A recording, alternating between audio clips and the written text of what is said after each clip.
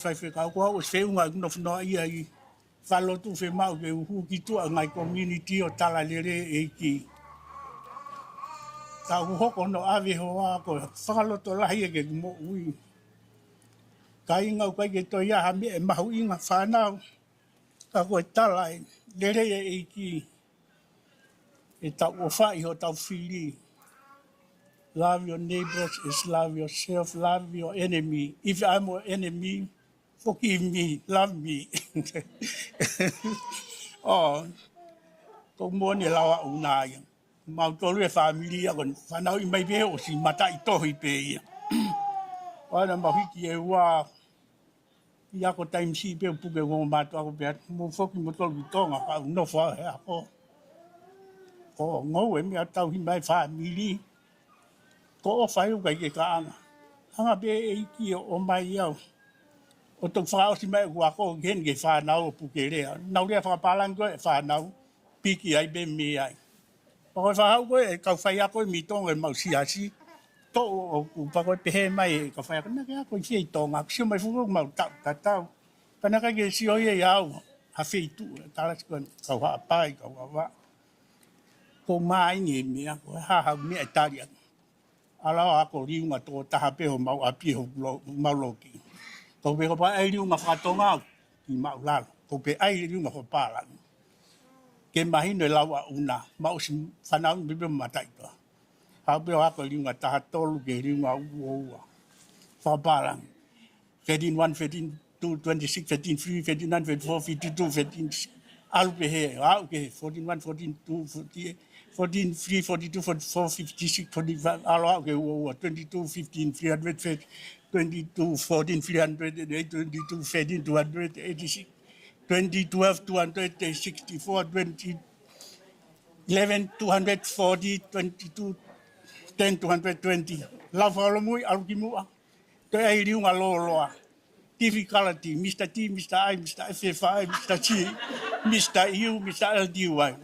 Kapa ta lunga I pe ia pe toi. Disco e ke nga ke mau ko e ai.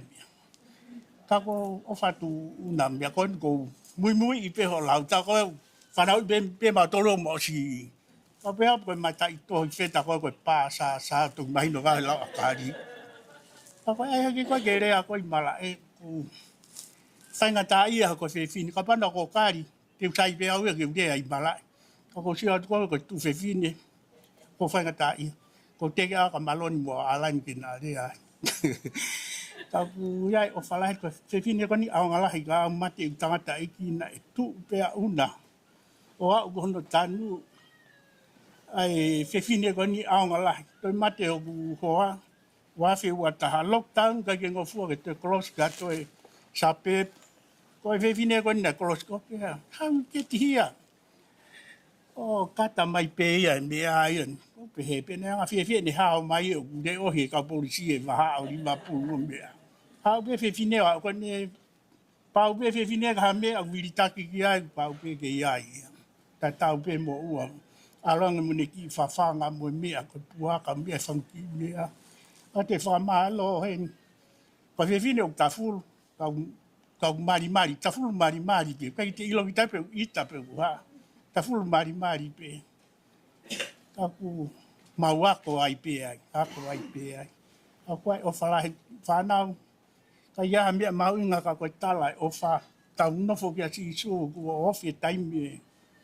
Haere mai e ki o mau hako mea ifu e te tari e ki mo mea. Hange ko una.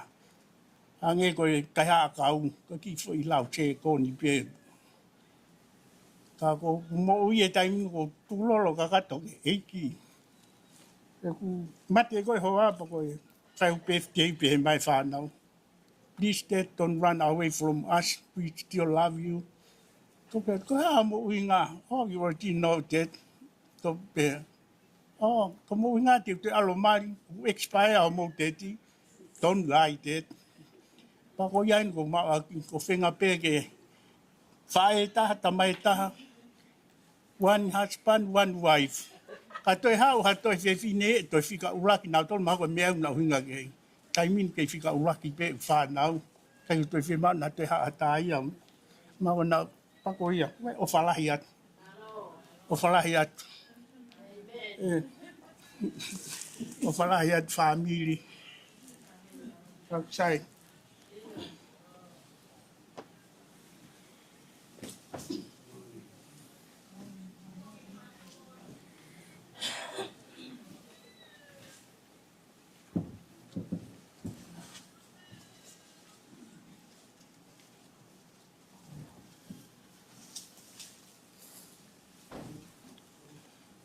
Malo tau mai pompongin. Ta whawhetai ke ki to mafi e tau to whia aki pe whia whakoloa ko en. A tēnā e whatapu ke tau e ki pa pe ke taine whaho Unaloto e a ko en. Whatapu en ke whamiri o te whanau paia o tau tol katoa o tau kau whakataha i he malu e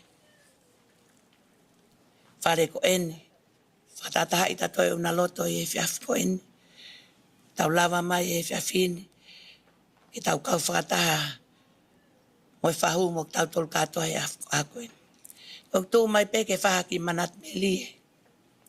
Ke kaunanga ko en. Ka koe toko ua, ka koe whae ko en. Ko au mo Unaloto. Talo e ma whiohi aki mo Unaloto. Ma kei iki mo Unaloto. Ko Unaloto na e lahiange e nel nofuang ki ho mau ki kolo ki holonga.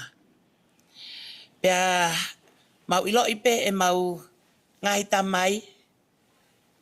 Ko nau foi ofa anga Unaloto. Ka aluanga Unaloto ko mau api ipe e lavat ke motu asisi e tamai atulei. Oku fai teri hape a Unaloto i he mea hano katoa. Pea koe tupu he alanga e kua Unaloto o fai teri ha holo. Pea hao le vau i a Unaloto. Manat meri e ka Unaloto rea e whiawhita koe mau tangata e ki. Koe e whiawhi pe kwa i whare whaiva i holonga. Pea hao pe ke whiawhi koe ia pe rea ngata he whamiri e whanau. Kaki ario seo whaiva, kaki avea seo whaiva. E no foi api. Pea e whiawhi na ia Unaloto e. Pea whanonga tangata e kia ke whare whaiva. Pea mo e ongo ki i ua whiwhine si i au. Kwa awe no koutou i api. O stala mai he e tangata e ki Unaloto. Pake aluange, koe te wala totongi o huhe matapa. Pake toki aluange. Tai lata fo a Unaloto e alu toko taha. Hau lewa Unaloto whao e foi mea. Ke ma alu, ke alu muau ke mau. Hau tamai. Hau koe ta pulo utai fusipi. He koe mau tamai o nofo pehe ve matapa koe ne tari totongi. Hau tu peha no fusea. Pea koe huat peha tahaya koe peke ne ilo e. Ma ala Unaloto alea ki he. Motu ako nung nofo koe matapa koe. Koe angkolo peo tonga pa mo. Tiwet. Ala Unaloto talange ki ai. Ko hawen mo siya te mao mai. O te ke ai ke ilo he tangata e. Ka mahau po nofo i mui. Ko ne mei tuku pe whaiva. Pa te mahau mai reo maua alu ki atu. Ko mahua te mai mafusi pie pulou o alu ki mui. Hange koe lau kai mea whaia te here pulu ke here ka alafa. Ta koe koe foi huia ko foloa ilo i he tangata e ki. Mana e tala pia he motua he matapa. Pea koe mei osi mi koe whaiva. Ma toi pulou mai. O lele whakawawewave ko mau api. Ko mau lele pe ko yahu. Lele kilo pulou whaia mohe. Ko ne a uange pe ko tangata e ki huke ia ke ko e kafu. Ko atu ka ke matahe whenga ko ni ko ke pehe ko na e mohe. Pe a hao whika lewa Unaloto e ke aluia ki roto whare. Ka e to o mai futou me. Ta ake fine motu a whiwhine alu se whaiva ko rea ngata ake tutuun ko na e tala mai. Whakangalo ngata a au pito whenga ulu nganga o mawhai. He ko inga he na mafua whe e ongo ngoi he mea pamahau ki Australiani. Hau au nau mu a mai au he walu whaa. Toki hau au Unaloto he walu fitu, malu walu ono. Mao mai peo kau ke ki pot ngai talavo whakotu koe sa au tātā koe ni koko heni. Ma kau he pot ngai talavo. Pea mao peo ngau e whakata. Pea whai e pāti ai ngau e kako au nau angelo. Whai e pāti pa ko mau e siasi, whiu hono whakasia hole angelo. O ange kumi ko angelo mate kona angelo mi api.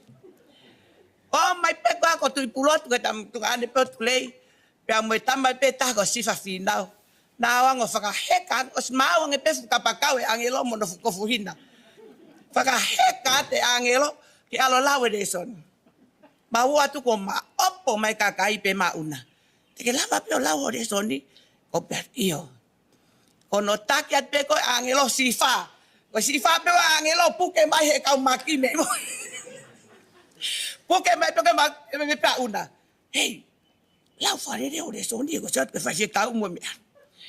Tambahan be ko dai hoko. Ma fa na angelo he te nga katoa. Tangi pe angelo he la soni. Ka ke ilo he sia ko tangi ya ko kona. Akai fai pe tangi holo mui mai pe angelo ya mono fo yete tu he vai ko ni ko maki o ya we ka fa ngalo ngata asi e kainga o ikai pe ke ngalo ai unganga unaloto talu pe e mafeohi pe maha wa ki australian o mai mo fa nga ulunganga ye na fa yen talu pe e maha mo o ka fe tu o ilonga pe o ka fe tu ai fa nga ulunganga kon na mau kai ke o whakangalonga tae nganga e mawhiohi pa mo Unaloto. He kuongo ka te au pe aongo ke whamiri Kailahi, ongo ke kau ke pehe ke whamiri o Ouau Malanga. Ai mori ai kau nanga koen. Hena e tangata mo whewhina Unaloto, i he whai ai me a kotoa pe, mau kalo holo pe, ko Unaloto pe whai e rea. Unaloto pe whai e mea koe. Unaloto pe whai mea koe. Ka koe ahoni, pe ma Unaloto. Mo woa whai e ngā ue, kai oa te mo nofo whakaongo pe ka te au e taimi hono kotoa pe. Unaloto hei kai ngalo fofo ngā ia te mautor. Hei kai ngalo he whanau, hei kai ngalo he whangamukopuna. I he taimi kotoa pe, o tau whioho iai, o kui kai pe ke ngalo. Pea koe ngai manat pe nie ia, ka whakamatala e aho e poni. Ai manat meri e ke toko ua koen. O kuongo, pea o ku uhu ka neongo, alu pe o tari mai, e koe hala ko papa te tau alu ko toa pe ai. Ko iai ai o whalahi atu ke tangatai ke hou e ki ka iloa. Ko iloa pe une ilo lelei. O si sio mai pe iloa ka mau hawhitu o mari pe. Ilo lelei pe whai ngā ulunga ka. Mo ka taki pe. O pehe pe ai matakarini. Ko ne ki poa ke pe afi. Ne pehe vo pe os. Ne ongo o kuai hanga i mea ai hoko. Mo whakamore more. O pehe mau pe papai ke haka asete patok whai walai. Ko ia ngai e tau whanonga kon ko mea ospe ko ia pa no ngai pe o kange pe ne kai ka mea koko. Amore more atu hoi ki pe ke whahu. Kana ia ha ngai tō no. Tuku pe ke tau laka pe ki mua te tau tu e sio ki mui. Ko ia i o kuata e o whalahi ka te ki mou tolo hono ka atoa. Ka tau ia ha tau tutuko e ahoni. Tau fia whakataha pe ko ala Unaloto. O toka he fie maari e pa nonga e iki. Ko ia e ki manat merie tu a whaat malo au pipo.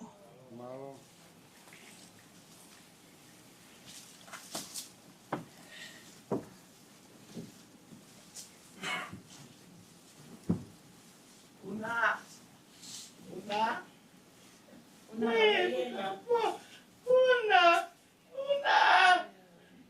go aweni. Awe. Una.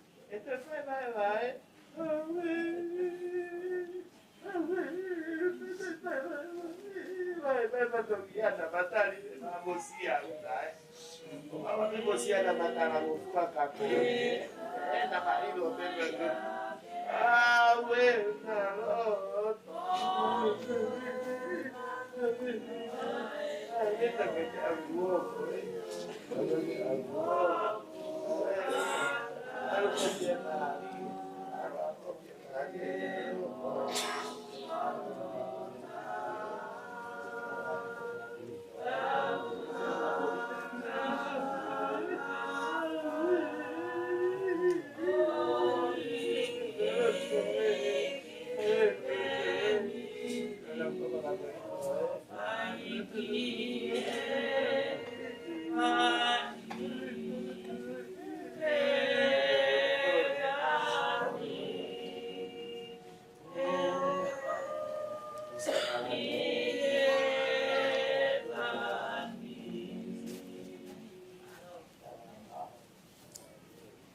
whainga male pere ki. Whainga male pere ki lea pe te tukua. Sabe?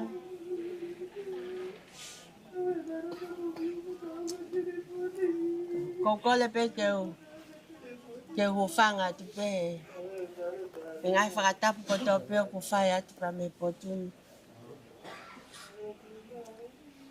Ka tamo au. Ke whai pe haki i. Lea pe. Pe anga whewhe lea.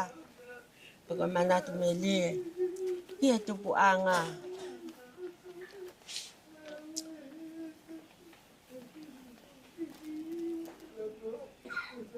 Ko ingoa, ko hirita. Tupo. Ko ingoa, ki mua te ki o maua, ko hirita tu iono. Ko whae, ko sein leva. Ko tu whewhine si ia o ni valeti. Nak toko taha pe. O ko manatu pe he kutupu hake. Ko hi ko whae. She was a single mom. And so, she was a single mom. Na took your responsibility. Kene tauhi na tamai. Avison wangun tu yon. Panaho mau ki whaletonga. Na tō i ki whunga maolunga i lolo mango. Pena mau nofo. Ie waha agoia o ni valeti. Pamo whakalolo. Pako hoko mai ki aniwa. Ko tohi e mo ne whanau.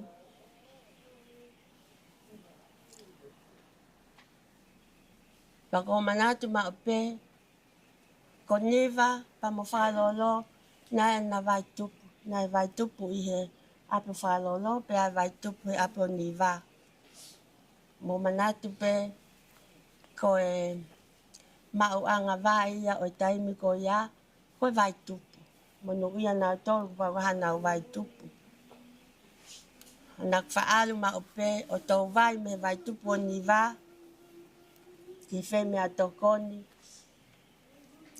Moe, ngahi mea ala mea pehe.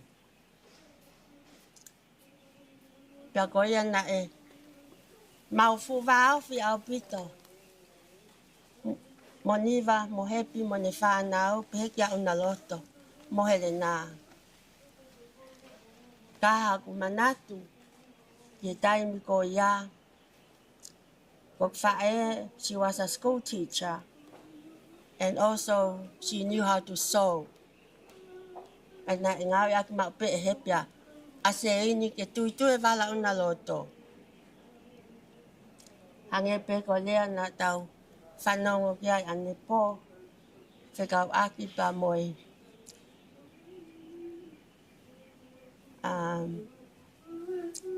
Mo hepi mo niwa, i taimi ko ia. Pea, ko manatu pe, ka tuitu e se ini a wala o una. Pau ai pe ki o kau mai wala fo o.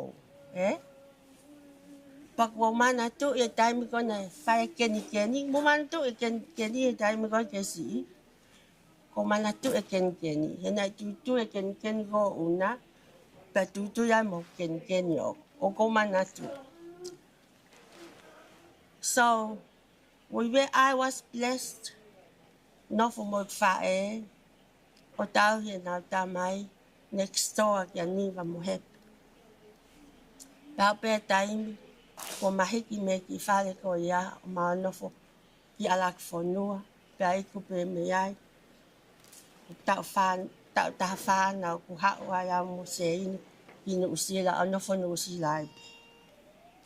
A kou mana tu i he ku whoki atu mo ku hoa he wal taha, ko alo si o ke angkolo, kia ni waleti. Whailoaki.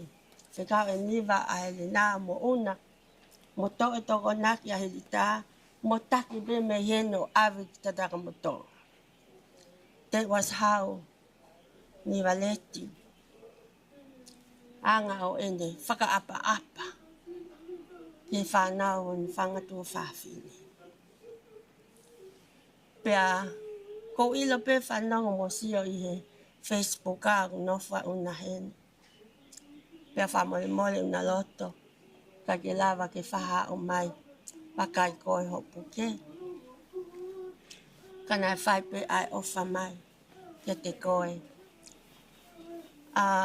Two couple of years ago now, lele mai amo ki family. O whai ki whatongia i heni. Taselelia. Pea o tā o tāla ki a una. Pea si a wanga una ki whatongia koe ku ki tāhinu nai. Nai whai i heni. Kone alanga pia koa una. Kole ke ai o tāma ki huki ai. Honga ia ki hokuloto. Ai whahinga ongo pehe mo whai whatongia pehe. Pea i hoko ai aho o una i aho ni. Ko os ilo pe I must go. Pau pe keu alu. Keu alu keu siok whiloaki mo una. Mone ki whanau. Ko i ngahe koe. I think ko tau tupu hake tau keisi i. O koe whainga mea ku lalanga e tau mo ui. And those kind of things. O kai peke pātia me te tau tō. Build some memories that last forever. Pea. Ko mea maho i ngai e tau tupu hake. Ko ai ki i. Manat me lipe mo ki tala loto. Ke anga o i tupu anga. Pa mo anga o e ku ilo.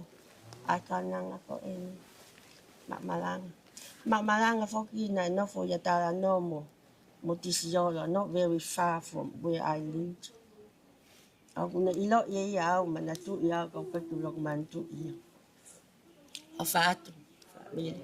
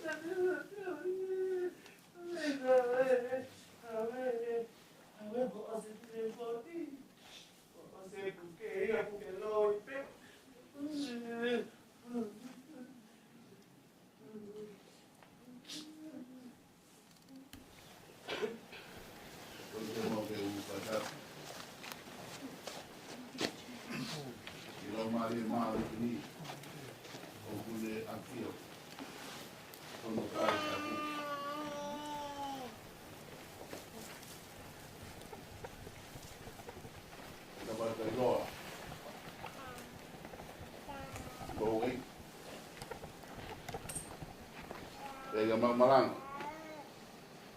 Dapat ke fahu. Bea whatapu ke sino e pekia. Wene omi whatatahat tau tolu he pangpungi. Dapat ke whanau paya. My family. Kau be moa ke tuka whai mari e whatau family. Whatau tatau whakaus.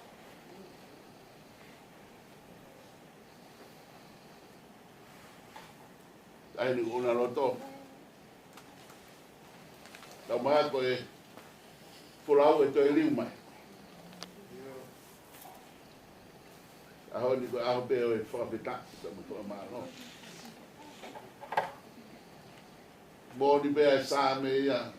manako o Unaloto ko hoku tauhi Sihova ikai leo masiva. Nani iro pea e potu te whaikai e wharala. Iro pea e peitu o ku whaikai e mawanga mo ui. Ko tui ko e whainohino pea ke whanau. Ko lawa ai whatongia o e whae. Ko tau e taurelei ko rawa i e whakapoe.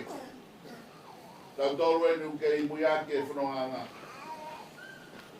Ko i kai o whalai atu si mata e whanau. Pehe ke he family he pungpungi. Tu be moa ke whae tau family. Ko le ke tau hiwa be moa hei. Tata whae himi. Eiki, ko o au, ko moana lolot. Ngā rohi fukiai e ku ngā yana hia. E ku ofi, e ku kovi ko tō te. Eiki koe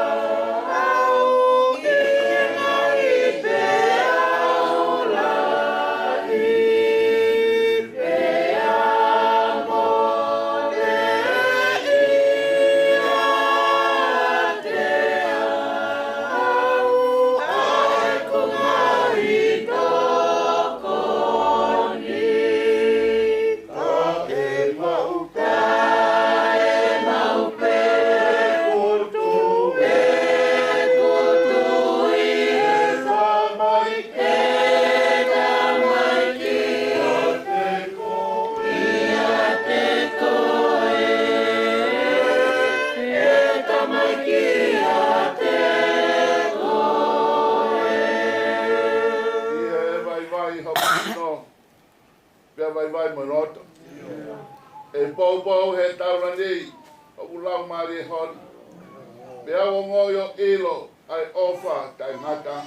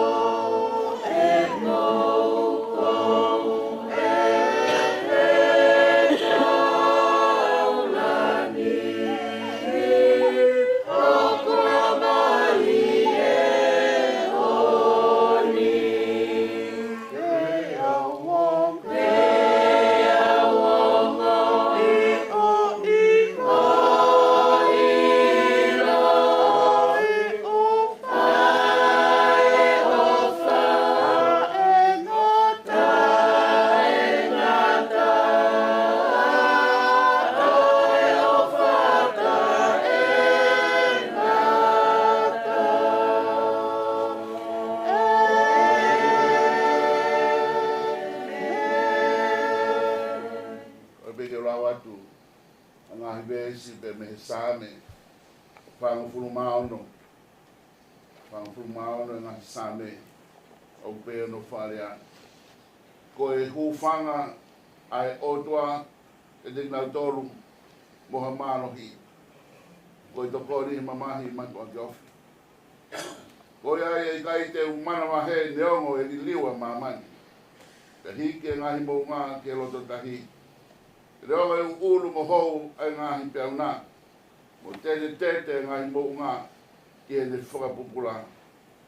O kua i hawai tawhi, wono ngahi matamai, o mau whiwhia e kolo Elohimi. Io e potu tapu, ko e nofu anga o Elohimi. O weha kolo o Elohimi e kai whawea, e tokoni ki ai a Elohimi o ka aholewa.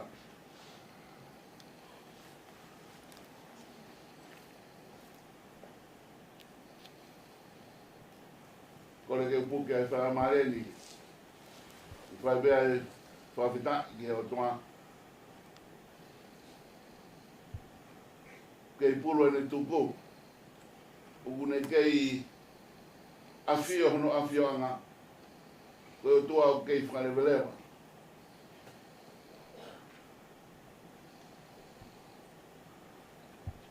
Whamaro ap kai loa. Tau kau whatahi e pungi. A pēr ke whahu. Maumarang. Whaapa ke sino e pekia. Tau maha e whanau paia ka me whamuni. Tu beboa ke whakakato he tau whameri. Tau vai vahe ka me ki pou no pe. Tau inasia he pungi.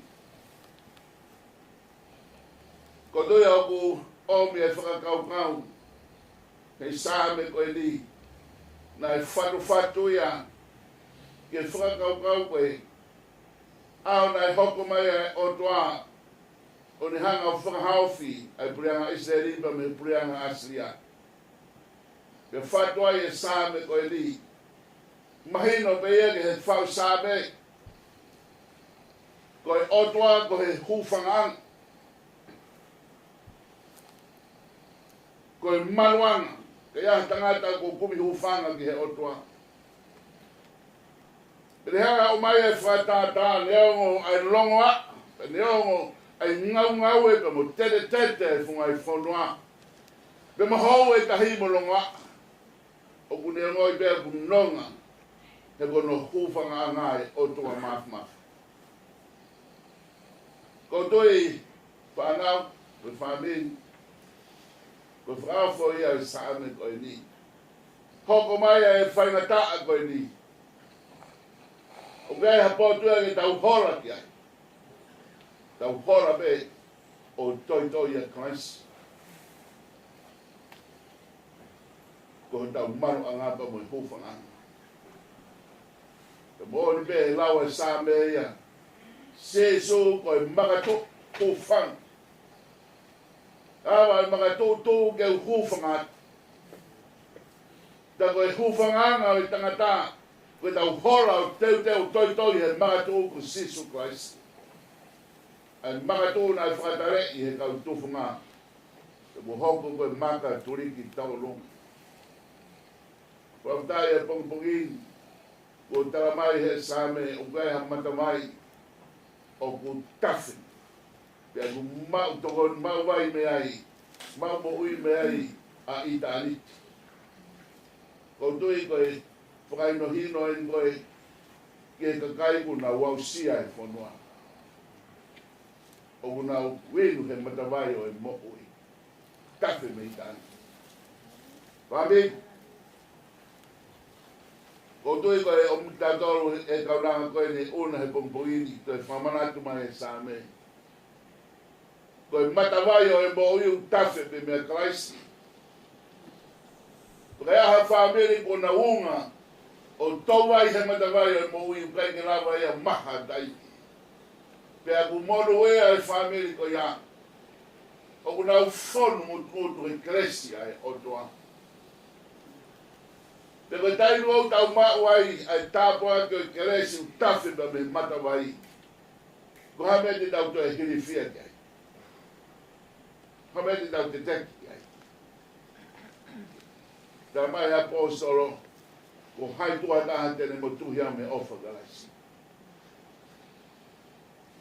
A mate, a hongi, a rita, a whaingata.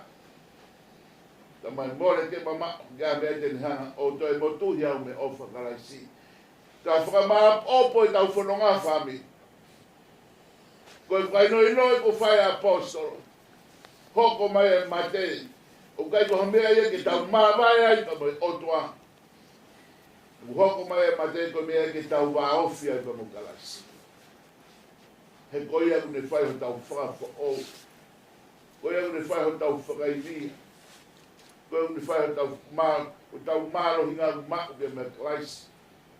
Koi aku kai ai wharotolahi at ka te motoru whamiri he pongi. Neo mo e whaingataa. Ma mo e pea u tāne ko huki tonu tau loto whare. Ka koe tau lau e tau tolo e whaingataa. O kai ke tau lau e tau tolo e tara noa ki he mate. He tau nofo he whakakau kau ko Sihova ho mau hūwhanga. Mono ia ha whamiri. Mono ia ha mo ui o kukumi hūwhanga ki he otoa. Te kotoi koe tāpua kia o e ahon. Koe tau wahe whakakau omi he wholwhona. Koe te hanga e Saame o taramai. Tō whakarongo. He ko Sihova. Koe ahon ia. Koe ahon pe ea e tō o whakaongo ka kaki ki esko. Koe ne whaitu tōni ho tau loto whare. Ko hai koa tene toi e ia. Whawhitaki he otoa. Ko ia me nāne. Fua kipa ko ia me mone toi to. Aho ni ko aho pe ia o i tala loto. Ai whaamiri pa mo i whawhitaki. Maro ia hua ko Sihova. He mea au whawhingani ko ne mea au whaaki mai whaamiri. Tau lawe ai te mo ui e tau nā koe. Tau tui mea tau whanong i ngai manat merie. Ko nau tala noa ki he ulu nganga o i whae. Taka toki aho e ni o ku whae ai e manatu ki he mo ui e whanong anga i whae. Range nai mū noa me tau tala noa e mo ui he rotonga i kei mo ui. Ka komea whamanat ka te mo tolu whanau. Ai koroa ko nai tōkaki e Unaloto ma mautoro ke hoto hoko atua e whanonga. Aki, pa me whanau. Hold on to the legacy that your mum left behind for you guys to remember for the rest of your life. Te kotui ko whainolino e ko ne omi Kia te mo tolu.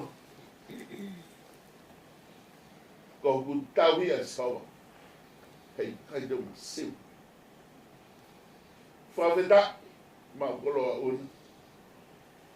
Mau tau tu me. O maka mea tau whei. He fu ka kai tō lahi pehe. Ko nau mai o whakai ke heka ho wholau. Pai ke iro pe whewhea mau tolu. Tau whaweta i he kutala ho lunga ngā. He whonu, we lauta ka kai. Ono whakai heka ho wholau. Ko tui me ka ako naki pe e opi he whanau. O ana mau fiu he whairerei. He kuia i e tāpaki ai otoa ki he kakai unau whairerei. Lele behe whapoe. Kai sio whamama ke kalai skoia ho tau hūwhanganga. Ka mata ai e tau lelei, ka kutoi whaospe ke kalaisi. Ka mutui ko whainuhino i e pompongin, e whanau, me whami, tuku ke whama opo i tau ki wa whamili he pompongini, ke omi ki tau toli tau ilo. Ko kakai una uinu he vaya e mo ui, o kuna umaku e mo i tāmata. Ko tui ko mata vaya u tafe me i tāni, ke tau vaya e tau tangata. Tau vaya e whanau, tau vaya ai whamopuna o tāngata. Ka mau te tau hoko, he tau vai ko ia. Pe toki hoko e mo ui he roto whare whamiri. O na tau mawahe pe me ai. Ke whai rino ko whai koe, ke te tau tau. Ko ia kai e ofarahi at ke te koe Unaloto. Te wā o wholau. Tu ke mau tatau atu he. Ko pupungai ai to i loha. O mai whahu. Mau Malanga, pa mo e whanau. Mau ofa at ke te koe. Ko ke tau e koe tau lelei.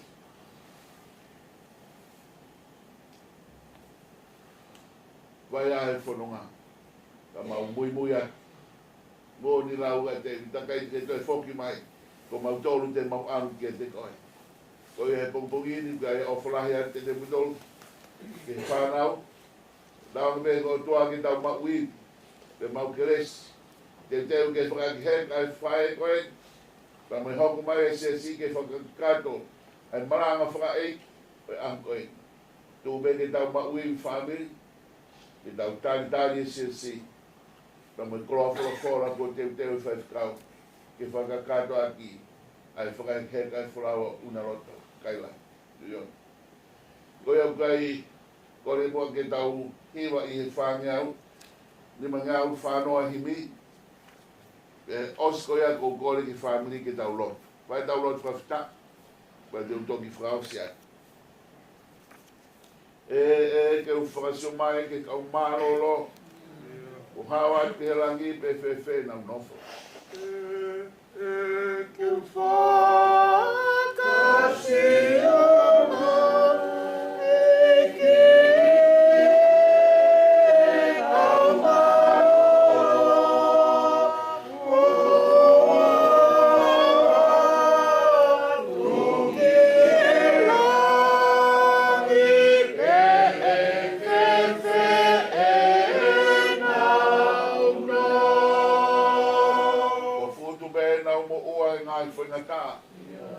o nā uwheku ki pei mua mui mahama hara.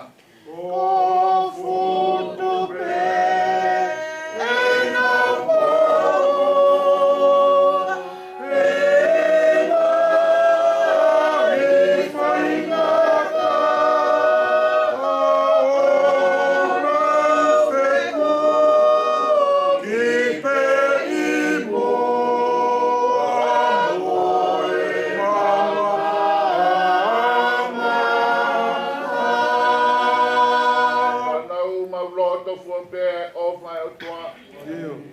nau moro mui mai ki o nau tagi mua. Na anau Unaloto fuare.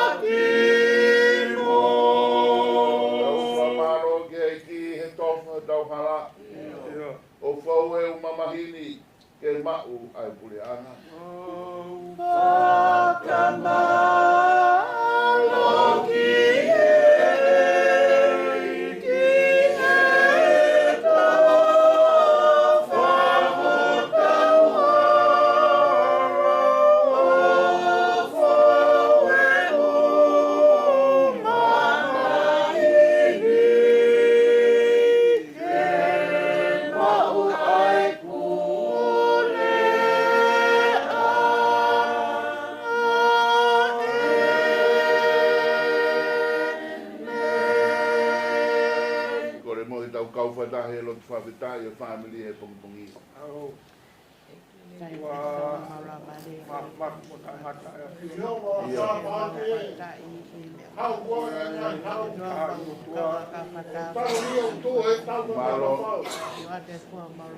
Mau kau mo kau angelo e hiwa tai tu kua. O whakamalo atu ki he tupu o tua. Atua mak tu kogo mau tamai whakahewani a whiona. Mau whawhitai i pom koen. Ko hui ko mau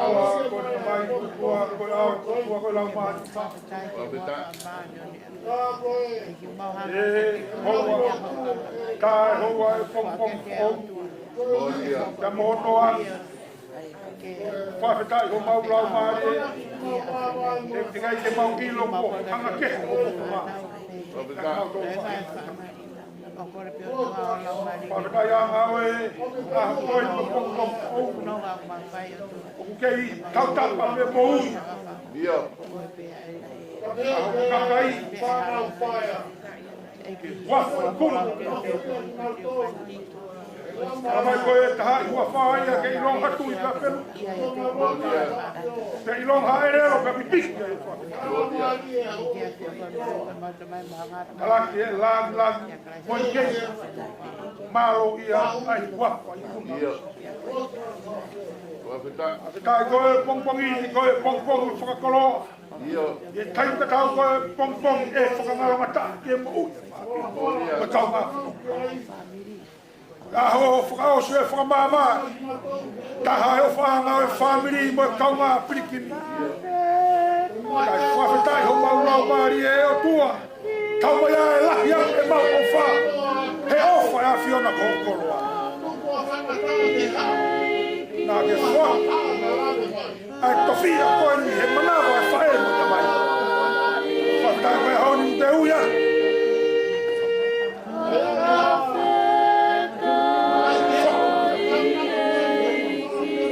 Fokia kia pina. Api kau kalano kiai. Ai mea whakahana i sio mea sio neo mai ke te whakta. Mai ke te hamama. Api a whiwhi. Api a hiwa harui. Oi tāka whia. Oi whawhinau i he hau. Awata hako e ulumatua. Mai whakau. Koe whahu, koe ono family. Kai. Isa e naro ke. Naro koe e whakau. Koe kofia no me moa ke manawa. Come on.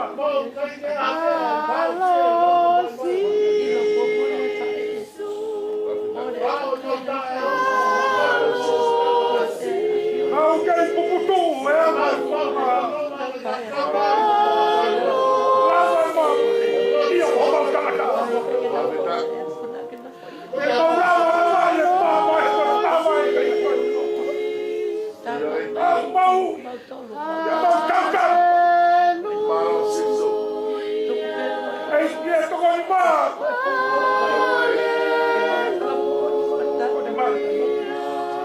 Pai ke whanau o keresi te maurawa toka ke mau tai. Mamai. Mau tai. Au pure maa nioni. Au ia noka ma fie maa. Au ia o mama.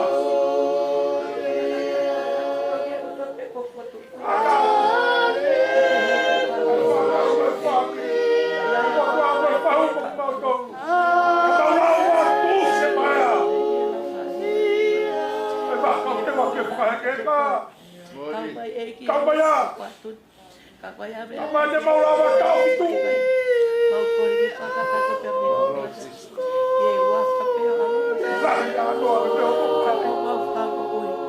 Mau apa? Kau mau apa?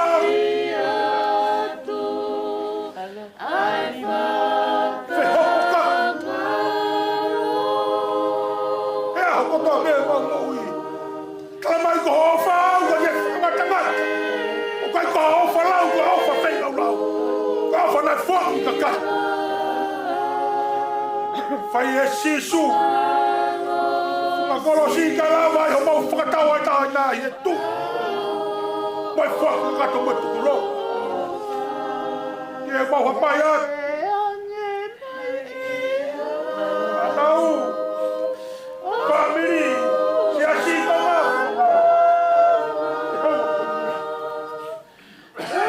Mai whakau o tu. Family. Tau yang koe, yo, koe mau tau. Ya, koe mau. Tau mai koe tau ni ai, koe ke bui. Koe me faz subir koe peka. Ta koe mai. Koe fanau, fami. Uma tua fa. Kama brikin baca. Balo. Kau ke mau ke mau pakai he, penong kau nang koe. Iyo. Kalau mari he apion.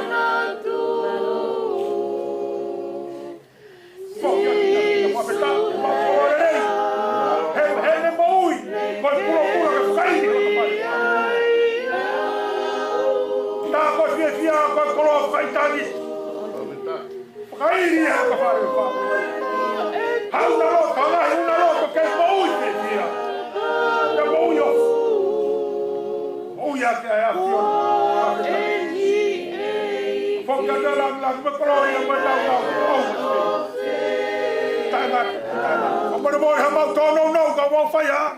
Ko whakamata tua ki whawhonga mai a whio. Mau kore hupanga o tata mau lawe ma noni mau tua. Tata a koe a wani tata e mau mohi. Whata a koe kaunanga o te wake whanonga ki a koe. Ma honga ka koe whanau e a whio. Olo tia koe hu, whai koto me hua wha. Si sukaris ka koe e kota me ho mau whamu. Amen.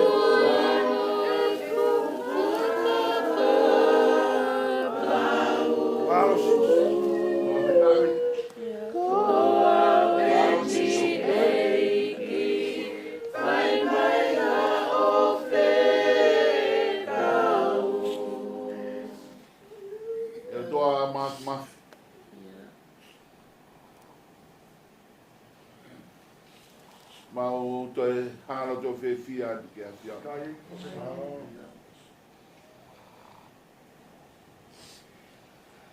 Ko lo tu e ko hapai atu be me lo to fare o family.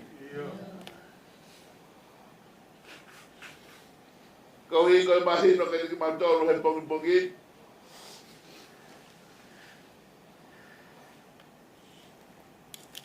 Ai guapa a Fiona o kutau tau kia e mea kuno behe universikoi.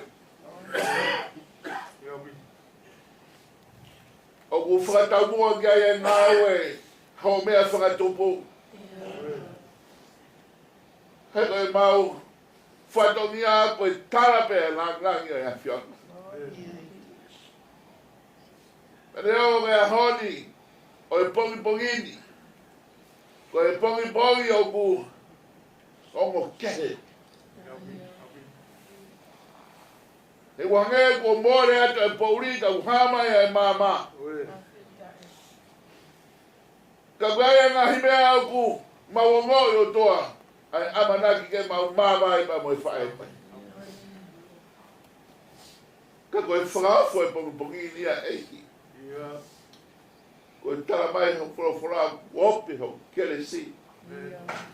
O huru anoa ho kere si ke he mau mamahi.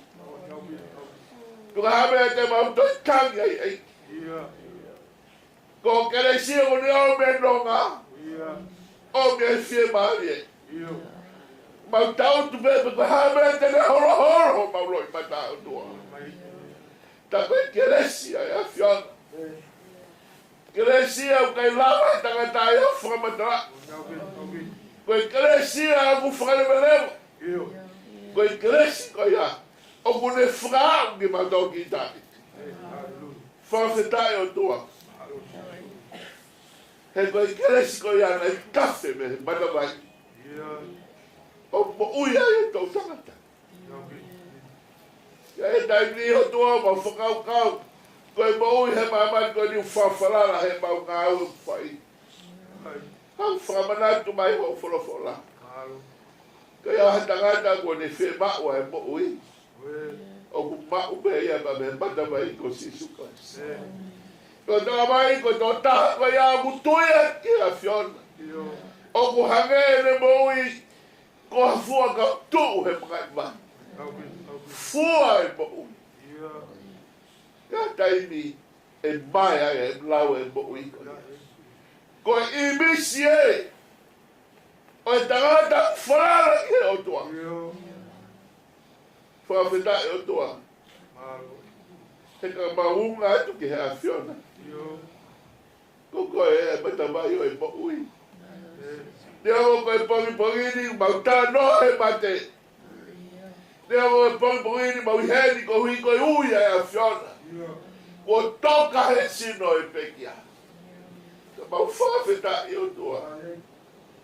He mukai ta mai ho furo ko ape ko tatu ma mai moi kaya ta ko pekia he ki kai mate ko ta ya kaya ara ba tala no ke mate ko ma tala no ke mo ta ko tala no ya au he pong ni e ki ma fa feta e ma fa ma ri pong ni ko to yo fo ki ma to lo foro la ko e ho fanga e o tua ba mo marohi ke ka kai o matua ki ofi e ki gai tai mini ma fanga kau te ma hola pa me a fiona ko te ma hola ki fe tu ke ma foki pe ki ho a fiona o fra baru e a fiona o ba tu te ko ba no ga ko Mori pela loto hagu kumi hanonga. Hau kiau. Mo tolo aku mafasia. Mo ha. Te mo mau ha malolo e te kmanto. Egi mo whakawheta i koe whakawhea e o tua. Tai mau ngo ia i ko mawhatuki tuki e whaingata. Tuke mau ofi e pege te koe he ko koe o me nonga. Egi koe pongi ni mau hapai e te sifana. Ma moe whakamoa puna. Mau mana toa e saki o makari. Kare nāpa moe toa ngai whamiri. Egi mau whamita i he pongi. Ko whai no hino ki mau toru ke mau maui. Ko peru la e wholawa e kaunanga koe. Ko ne au sia. Ai ahu whaka koroa. Ka koe koroa, ka koha koroa. Koha whairoa pa mo eiki. Ka mo eiki kato. Eiki mau whawheta. E pongpongiru kei iwirigi ai whuka i kuna.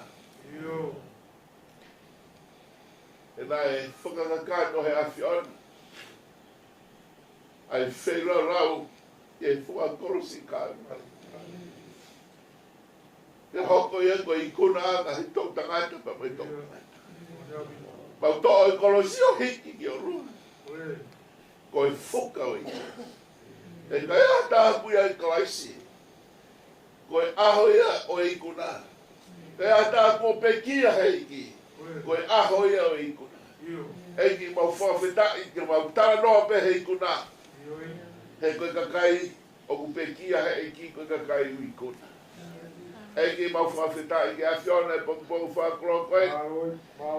Mau ino mea mu mata noa mea e whanau. Pe kuongo e mawa e ia eki. Pe ke whamore o toana mu toho mau loi mato. Na ngari te mau kake mau tui ake a whiona. Eki mau kei kakano me. Ke nani omi me. O whanau ki mai whanau me whangamau puna koe ni ke whiomi pa me whae koe. Aoni ko nau ko tatau mai e whae. E ki mau kore ke nau mau iwi ke nau mau kere si. Ki whakakato a ke toenga e whanonga e nau mau ui e. E ki mau whakamaro e pongpongi whakaronga e. Ke niringe lau maria e a whiona. O mau lawe a ia mau ki whamiri masi. E ki ia taimi e maha i ha poto koli ninga e lau mani. Ko mea mea maongoi ko e puna roto. Ai fie. Pa mo nonga e maungahi mo ui. E ki mau whamaro atu. Ke mea i loa. Ko no whakalanga e mau ki mea whaiki. Mori ai. O mungari eiki e mau ki mea whaiki. Ko mea ane hau eiki. O whawhita e lau maari e. Aho tama eiki. E le fie tōko hono taimi ka te mea mai. O whakalanga ai ki mea whaiki e pumpuki. Eiki tō mua ke whai tāpa kina mai ho tama eiki. Ka mo i ngāu e whai. Ko i whahu e o toa mau hapai atu. Kei mau me hono sea. O ku kei tārai e mau luta e whamiri. Ino me mau whawhitai o toa. E whakahoko whatongia e pompuki. Mau Malanga ai, kei tū mea o whai e whatongia e uru motoa. O whawhitai e pompuki whakrokoi. Eki, maro atu, o lawa whatongia e pompuki. Vai mau whamiri, mau rotu whawhitai e pompuki. Mau hapai atu mea o toa e whatongia utoi. Ai whawhikau. Kau maa e se toa tāma me se si. O te uke whakahoko e whatongia wholofola e pompuki. Eki mau kore pe tū pe mua ke tawhi mai iwi o e awhiona ma mhulau maari e. Kai via o kaunanga ma ko o sewani. O ne teu e wholofola. Ke mau iwi me ai mo mau mama me ai. Eki ahoni mau whakakaite whatongia e pompuki. Tu ke whakafoki atu ke te koe. Ke lang ia me ai awhiona. Mau kei hoko pe ko kau sewani ti whai whatongia ti mautau. Eki hapai atu ai mau mo ui. Kau maa e kauranga koe ne pompuki. E tari ki mautau lo tua rotu kua tu. Whai ko toa ia sisu klaisko ano. Kāko mau whaka ui. Amen.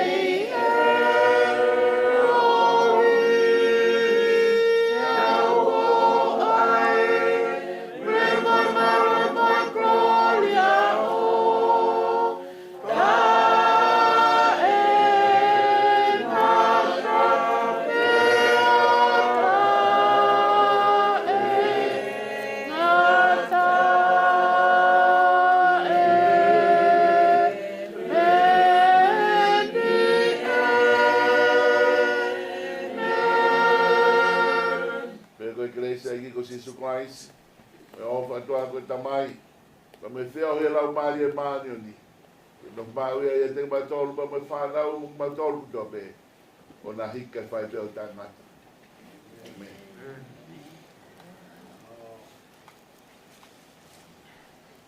Kore ke o whakatulo wat. Whakatapu ke awhi o e toa i o tau rotonga. Ake whakatapu ke a iloa. Whanawa hoi. Whakatapu ke whahau. Whakatapu ke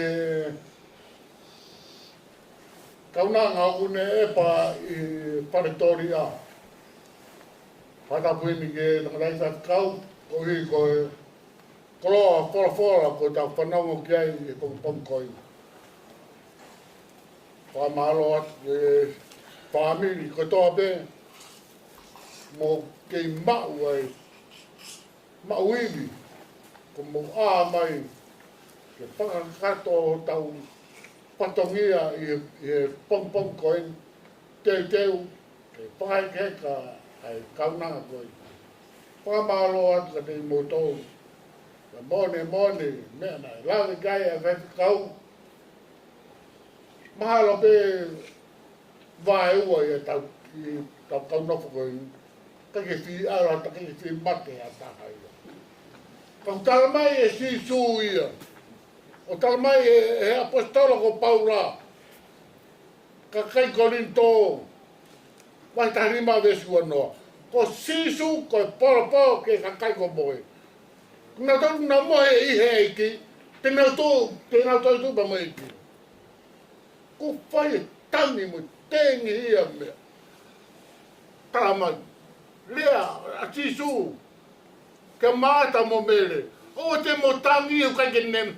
O kai ke mate si o mo tunga ani. Ka kune mohe pe. Ko na tau na mohe i eki. Te na toi tu ba mo eki. Ono no ano ko ngau e tu ki mua ke lau e malo. He o tua.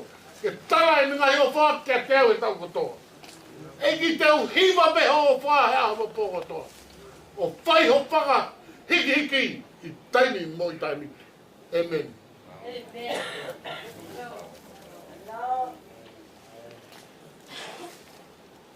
Mengenai saya mamelang sudah malam baik pagi, aku tahu ni tak Eulogy, berbuat lebih tak malang.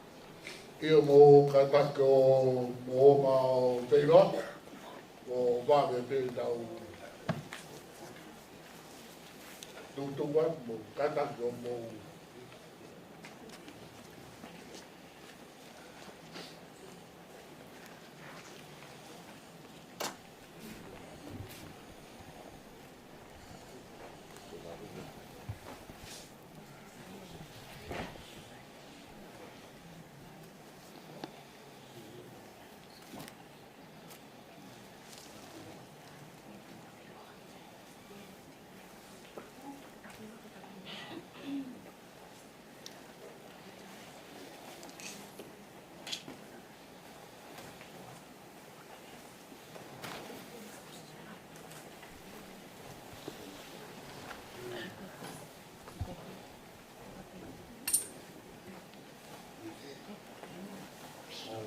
paki peo i whawamba te peo pai e Eulogy ko wawe te tau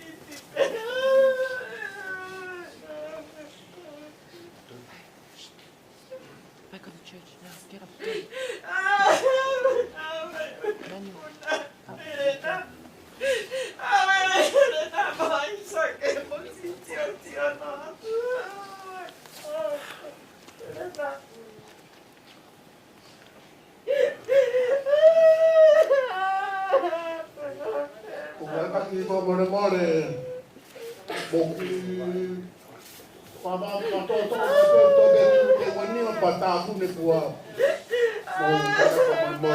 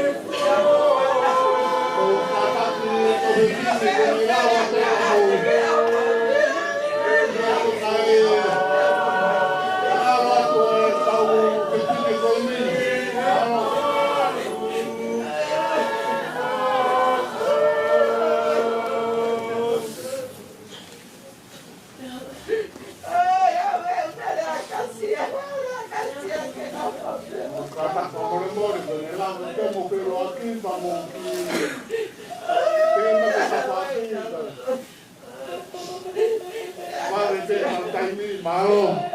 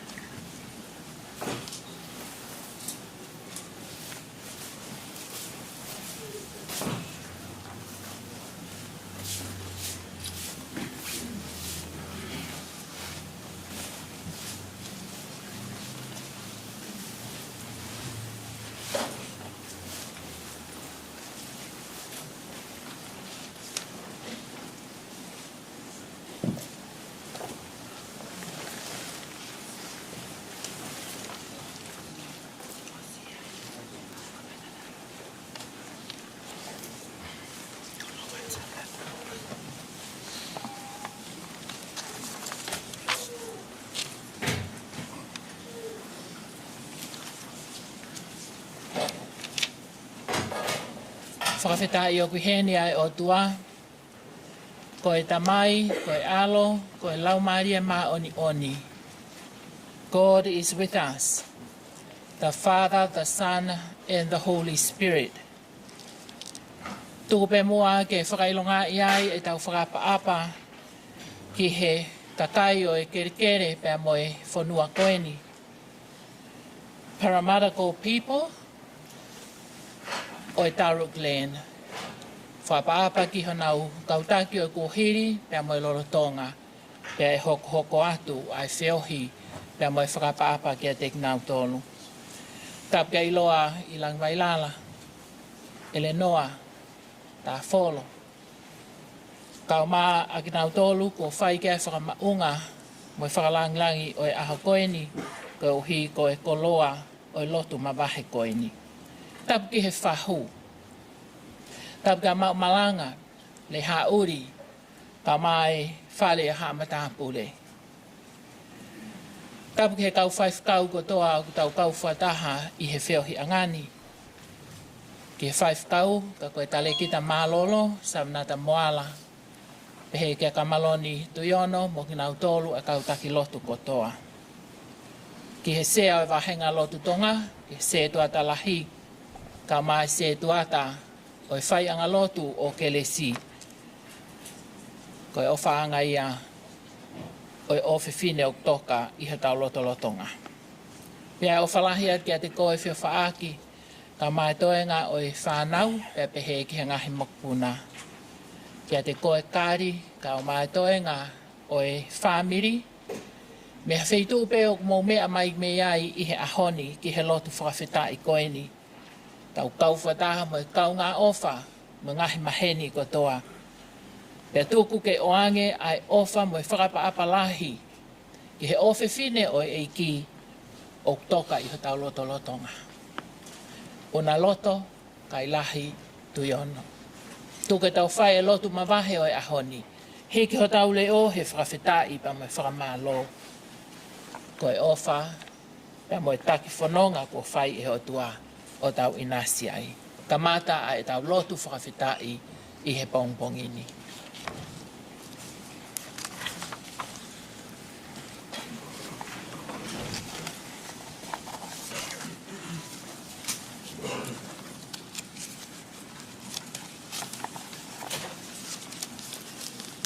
Mo mea hake.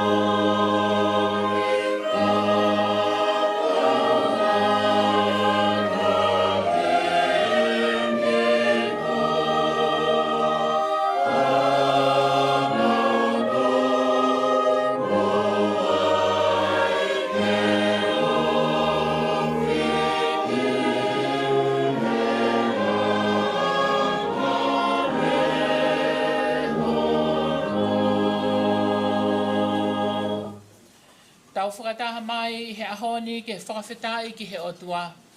Ko uhi ko e mo ui a Unaloto Kailahi tui ono. Pea ke whakapapau iai a e tau tui whakakalisti ane. He i he loto lotonga o e hoko amate ko e ngata anga o e mo ui koeni. O kune whakailonga i a e kamata fo ou i he e tau whiohi pea moi otua. Tau iheni ke tau whewahewai aki mo ki nau tolu. Aki ne ngahi mawhasia o ki nau tolu o ku mamahi. Pea ke o atu a e tau ofa, pea mo e tau pou. E tau kau whakataha i he whakatua me lie, pea mo e amanaki lelei. Ko tautari, ko toa ki mo tolu he huafa ho tau eiki ko sisu kalaisi. He ko e kelesia a ho tau eiki ko sisu kalaisi. Ko e ofa ia ai otua, pea mo e whiohi o lau maari e maa oni ke ia te ki mo tolu ia.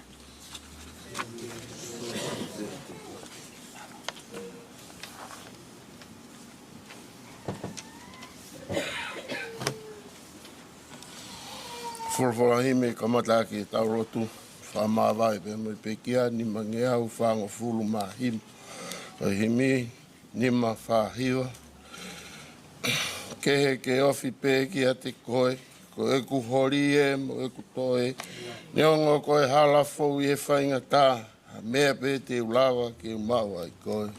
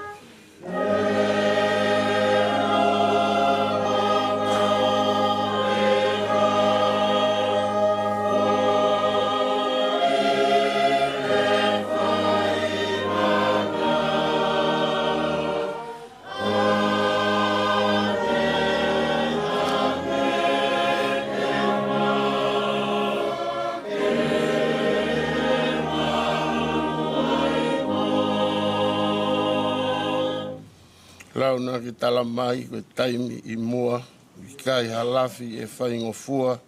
Kai ai haofi mai, koe ofi ki he afi, kehe ke ulawe ai ki a te koe.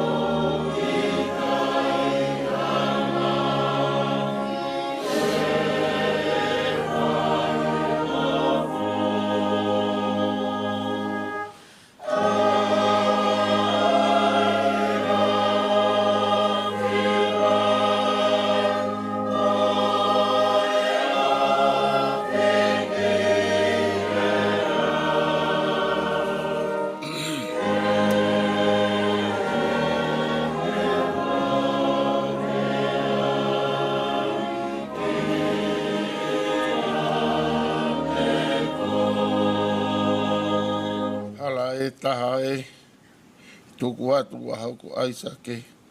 Me whei lau e ki toko ni mai, i hoku ata mai, ke uwhai o ofi ai ki a te koe.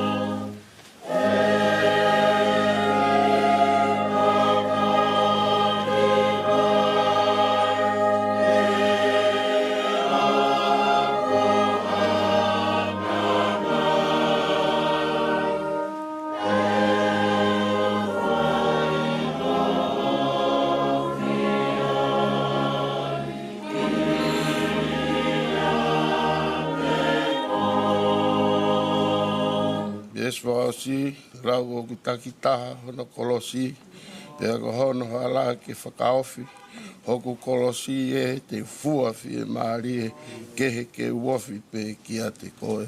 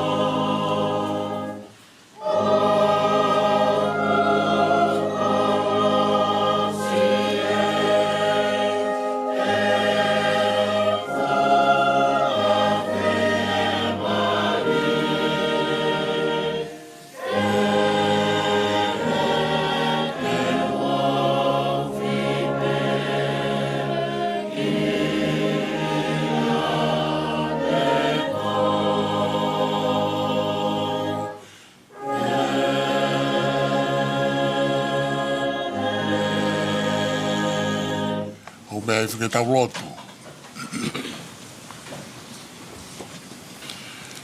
Ai tāpuha, ai tāpuha ho huafa top tapu, Adonai Sihova. Kei maoni oni a ho pure, ka hau ho ulungaga tapu e a Fiona. E fia ai whakataha anga, kotoa be, ko ho afio, kai hapai e whilau rau e whakawhitai. O moone e puna ke ia, i riu go fu e tu koi ni, pia more vave hono ngahi mea rerei. Ka koe a Fiona toko taha pe o tu ma. Ni ango e nuru mo vete ai maa. Ka ku kei tu ma upe, ai alo ofa e a Fiona ku mau hao mai ai, e pong whakakoroa koe ni. Tātānak mai, ai ngahi kāinga, e heni tono e siasi, ke whakakakato, ai whakahekeheka e whorau koe ni. E omgi mau toro e mau malanga, o maa ngahi kāinga, lonu kuhele ngahi kāinga ofa, ngahi maheni o Unaloto Kailahi tu iono.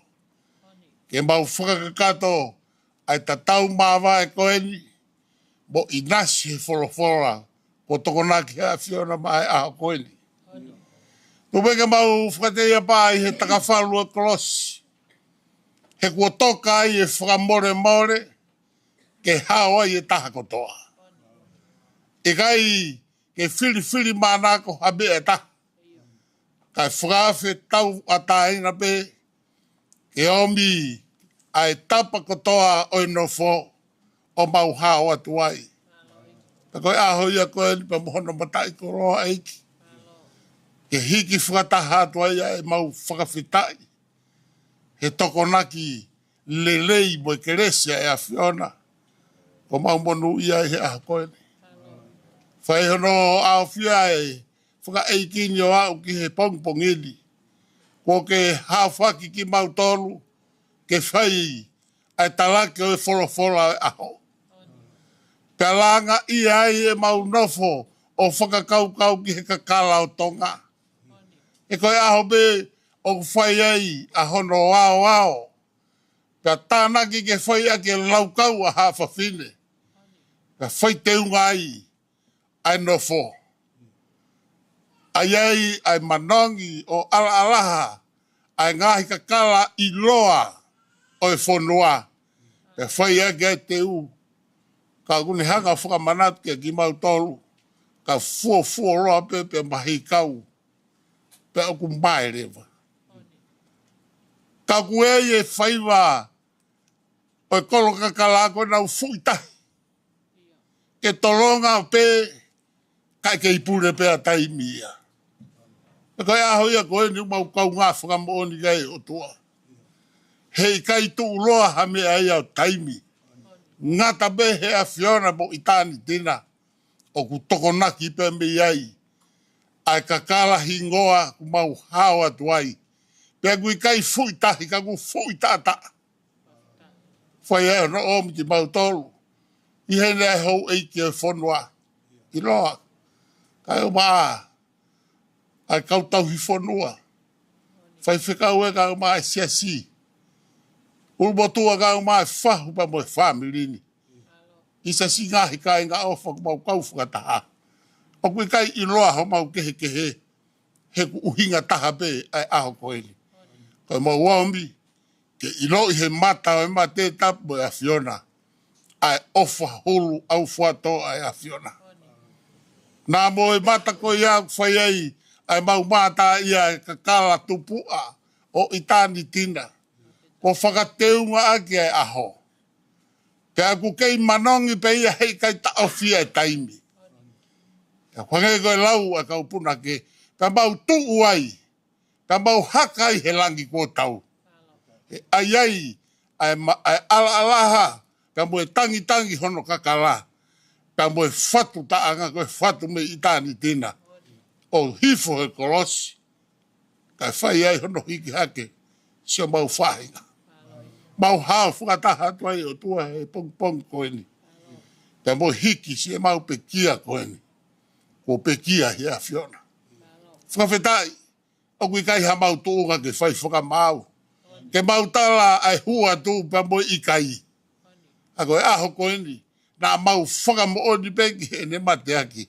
Na mau whakamooni peki he ne manawa o tautuko mai. Kako e me e nai whai aki. Hono tauhi e he mātoa. Ka e mai whamiri hono katoa. Aho e koeni koe mau whakawhetai ia. Whakawhetai he mo ui aho kaunanga. Whawhetai i he taimi ko whai ai ai oange whainga maarie ke whawhare pa mohohu ki a Fiona. Pea whai hono hapai o ki whanau, a ki mokopona, o ki nau tolu hoko ate whanonga. Koe loto lahi, koe kelesi, koe me egu o stokonaki. Koe nau kumi be, ke mea na awi ki nau tolu he whae koe ne tuku ki ai. Ke whai atua i ai tau whituku e whakawhia ngai ki a Fiona. Kisa koe tū ngai o e whanua, Ouau Malanga, e kai whakakalo le hauri, ka mo e takai whala ko whai. Ke mau whalau koe ngahi hao o ko whai, ka koe nofo ia pore pore ai e tonga, he kui kai tauhi, ai whanau koe whanau ai a Fiona, o tauhi e he mātua be, o nau whaki koe whanau ai koro, nau whaki koe whanau ai siasi, nau whaki koe whanau ai whanua, e whakafoka ato pe lang lang pe mo koloria ki heo a fio hi aho koene. O mau lotu koe uhi koe tokonaki o e whorofora ko ke om i ho whai whikau. O tua whakatau atai nā ngene mo ui whaka inasia sia si he whorofora whai aka no whakahiheka Unaloto. Hangahi manatu me rio mo hangahi lotu. Ai toe ngau hiva mo whakalau lotu te mau whai. O whaki mau tolu ke hange koe talau i ke. Ke hange koe whakaata hea Fiona ho kapakau.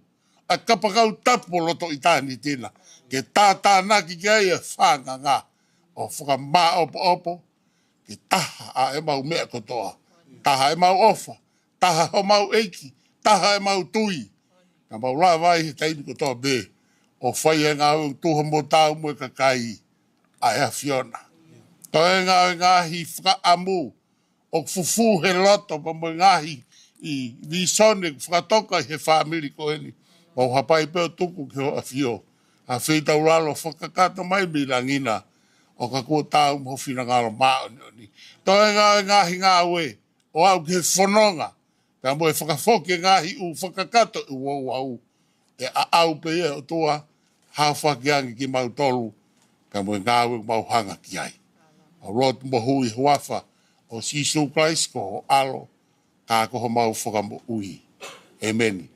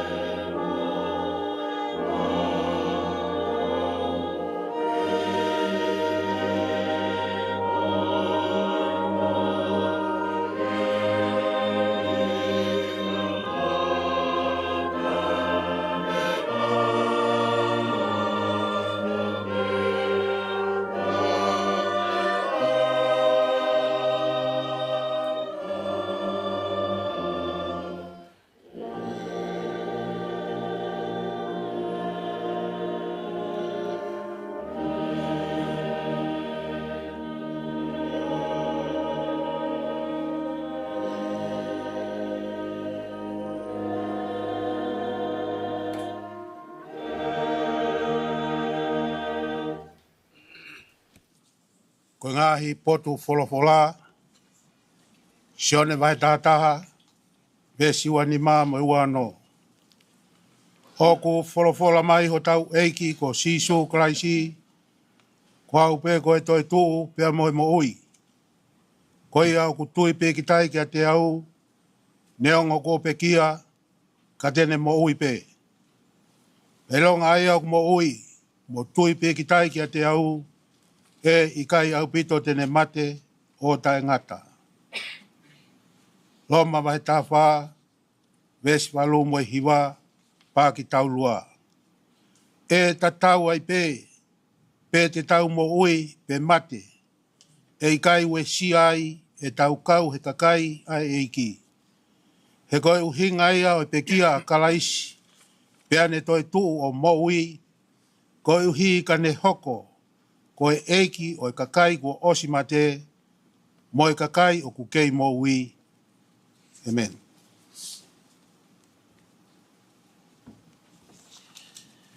Ko whawhi katoa ki mō tolu ke tau lau mo ai Saame ua tolu, tau lau whakataha ai Saame, ya mo puke pe ki mō tolu ke mō a mai ke tau whawhita i o ahoni. Ke mō iloi pe ko e lot whawhita i en mo Unaloto, Unaloto ke tau a kotoa. Lau whakataha ai Saame ua fulu mā tolu. Ko hoku tauhi a Sihova e ikai te o masiva.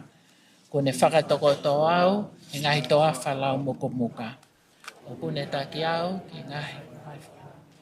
Ko hoku lau maarie, o kune whakafoki. O kune taki au, ki ngahi halau mā oni.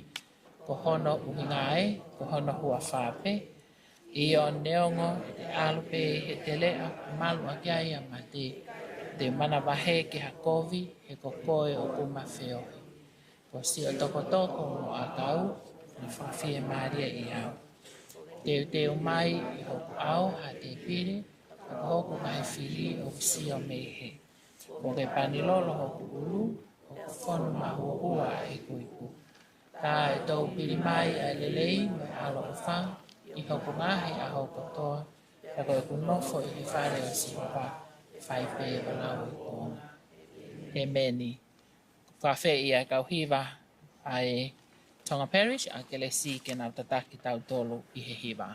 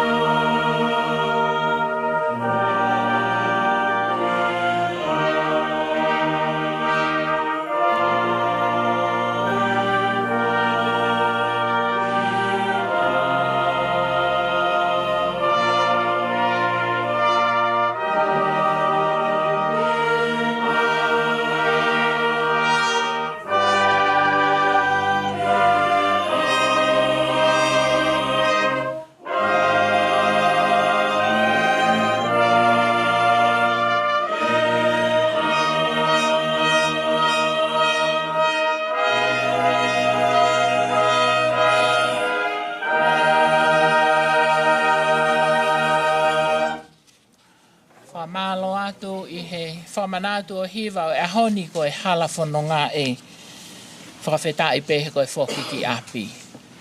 Here e tau whanongo ki he wholofola o e ahoni a ia ko e wholofola pe ia o e ahoni I he tau mea tokoni whaka aho. Pea te uange whainga maari e ki he whamiri. A whakahoka tuai ai whakamatala o e pekia. Pea whakawhe I ai pa moe manatu merie, sia Kailahi mo Siria, pea pehe whoki ki he whanau a Unaloto tuiono.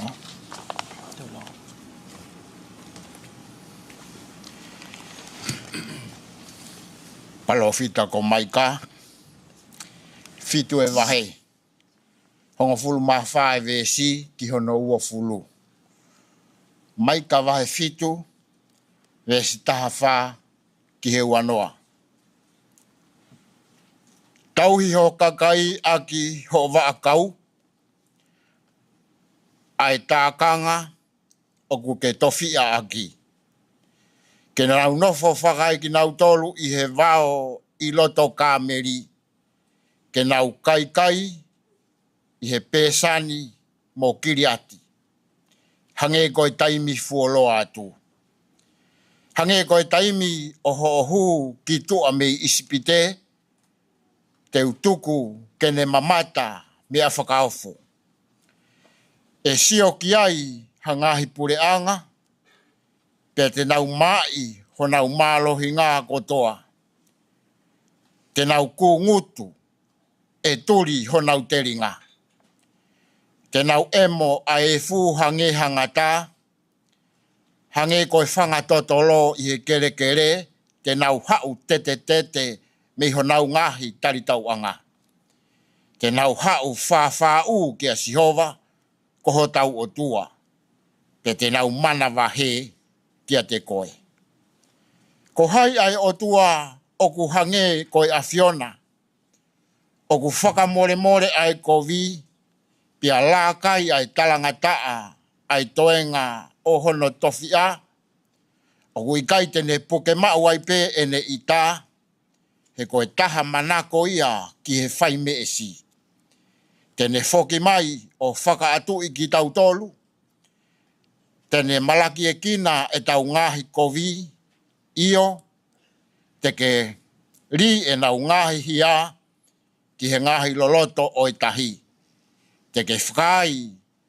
Ai area pau kia se kope. Koe mesi kia e palahame.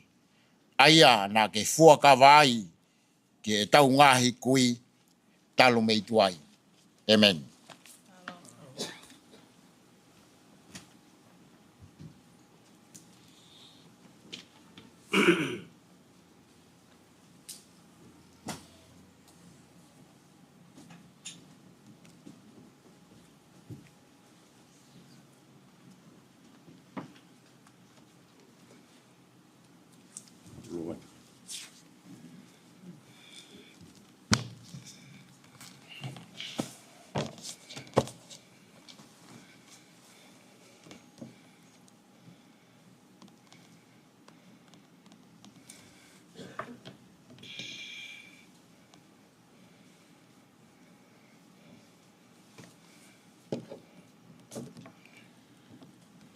Tapu pa moe a whia o tua tau roto tonga.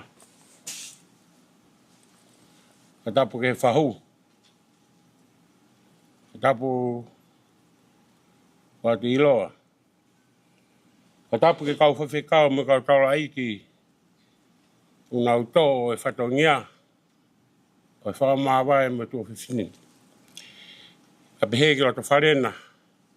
Hata ki loto. Mangahi sino whikau aki. Ahau tau tala. Ka koe whau ko toa pi tau tore heo tua.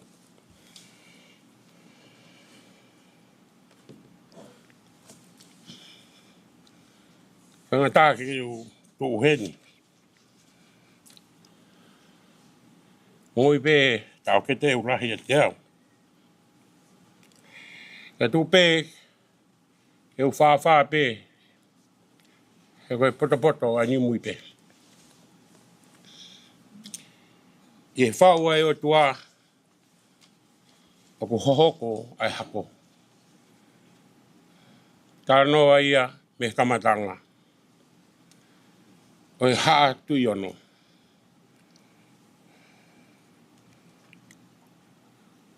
O tangata eiki na kamata e tui ono ko Wilsoni kuangunu tui ono.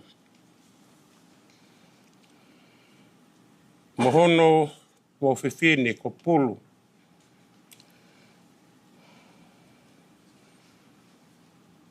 Me iono o lau i fisi.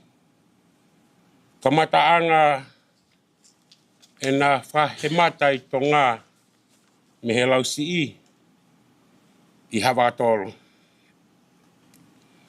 Ko hingoa o e api o tuiono mo pulu o tarikai i hawa tōru. Ia e na whanau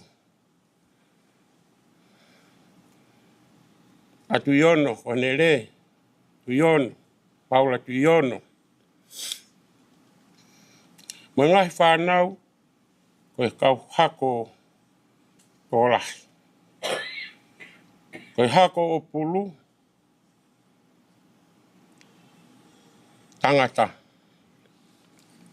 Ko tokta mangis whinau. Ko e hako o whewhine tupuai kau fuko fuka.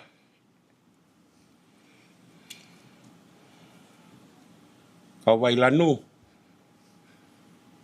Kau ria waa.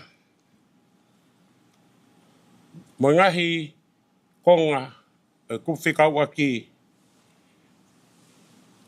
kai ki tau whakamatalai. He kulahi. He whakatupu ia e o tuai.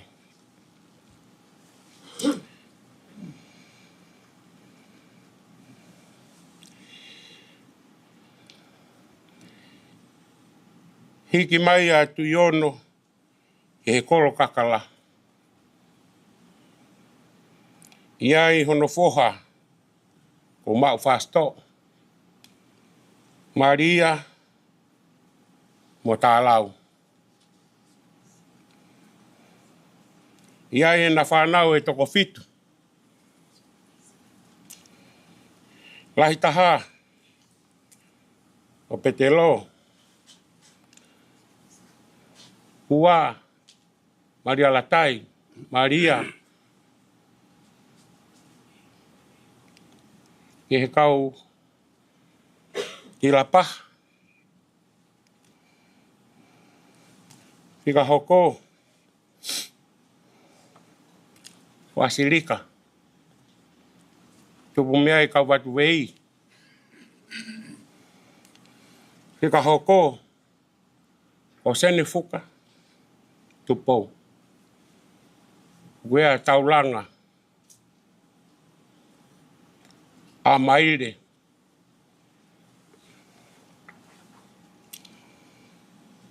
Hoko. O se mispes. Tupuai. A se mistui vai. Nea o mai e uangunu. O hoko koe whakalahi. O angunu mo porupu. O na noho pere hake ai. Hoko, o vai sioa. Mari ko motua ke kau fifita. Si taha, o la pulo. Pefine. Mari ke kau tolu i fola. Mahane mo ilo pe ki motua. Na no folo pe ta motonga ko sene tolu. Koe hako ia. Malolo a mau fasto. Ke kau e tu iono. Iono foha e ta. Ko aisake.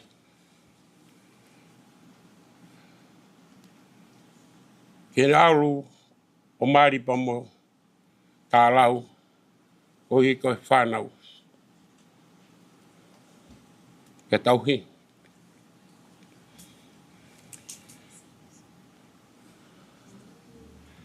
Panau ia e asake. E lahi. O ne tane tui ona. Nā ta koua pe. Ta ko si I. O ke puoli. Ke pueli tui ona. Ko Ouau Malanga. Ko hingoa hiri pe. A ko ne tane. O lahi ia. O hinga ai. O kulumotua ai. E kautamani. Si a kepu.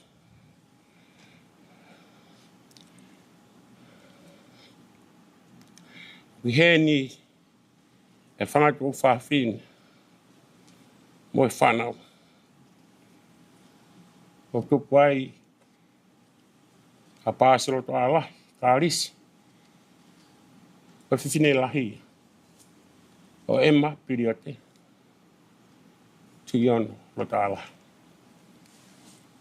Hoko ai whiwhine na toko. Lahi taha, ia teki nau tō luko paurine nau. Ngai si mate pe.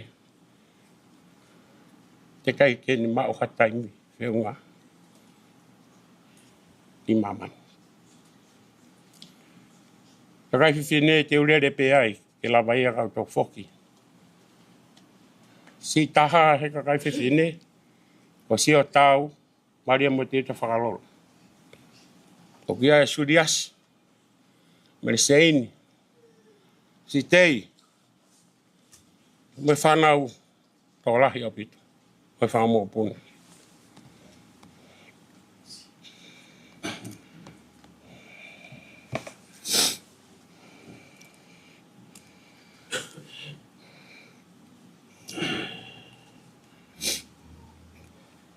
Aia koe whanau I o ke pueri tui ono, Ouau Malanga, o kulahi taha ai e kau tuu he ahoni, mo I roto pe. Koe kulau pe a ngahi ului, wa a koe o kulalahi, mo toki pipiki ke ngai wa a koe ni. Ka koe te whitau I whare, ko tui ono, me o tu lau ko fisi. Koe hako o ne tane, o mou ilotoni pe. O ku iloa, ko Ouau Malanga. Ka ko no hingoa, ia whanofo he tahine kuini ko kuini salote, ko Ouau Malanga he pangai sāpati. O ku ulmotua. Koe hako ke pueri, Maria mo kalwheao. Maua I a paure ni nau, Wilisoni wangono, tui ono. E malata piriote, loto alahi. Si o tau whakalolo, si taha, o aisea po luto tui ono.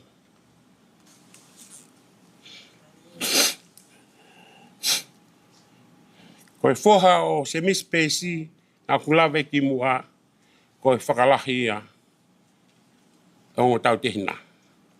A semis tui wai.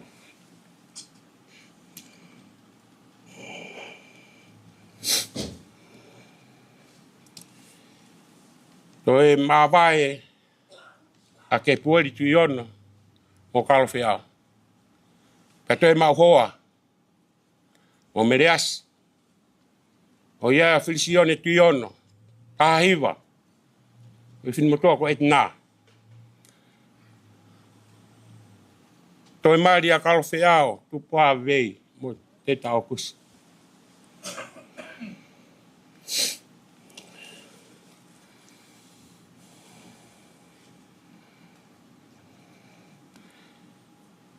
Hoko hifo ke wa a tau tonu. Maria wangunu tui ono mo Amelia Pafusi tātora. Lahi taha si ola a whikaua tā ufa I ka tolu I vareki. Whika hano wha maua e mahanga rei ko Lucia mo whakalolo.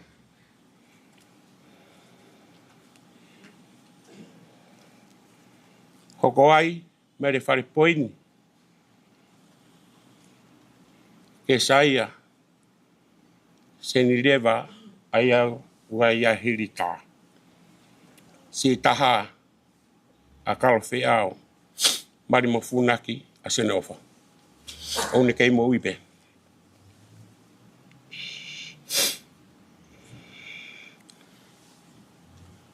Kau tu iono. Mo toki hoko atu e fui konga ko ia. Kau ki awhi ke tawha aki e ku whae. Mo i whae ai pekia. Whameli whae hako. O luani tawaki. Koe whoha o luani tawake o tō he pui. Koe whakanaunou tō pui. Nei ui pe ia aho ko ia ko sa tō pui. Maria sa tō pui ka mo bōsi lieti. Tu whiwhine o mafu. Whanau iai a wea motulalo. Luani tawake si taha sa tō pui pe sa tawake. Te iai moi o whiwhine taha o tō pui. Ke kau sonson. Noi ko fusi tō pui. Maria ke kau ate kini. Whanau iai. Lavinia Viongo. Elisiva. Viri. Kalolaine. Koe kuia aingo tamakoini. Una te umotu ape he family.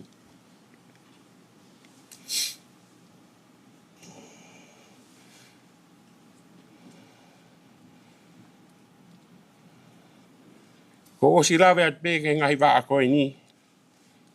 Kau ke i hoko atu pe. He laini. Ai whae ai pe kia. Pape he kia kita. Ko te tau tape.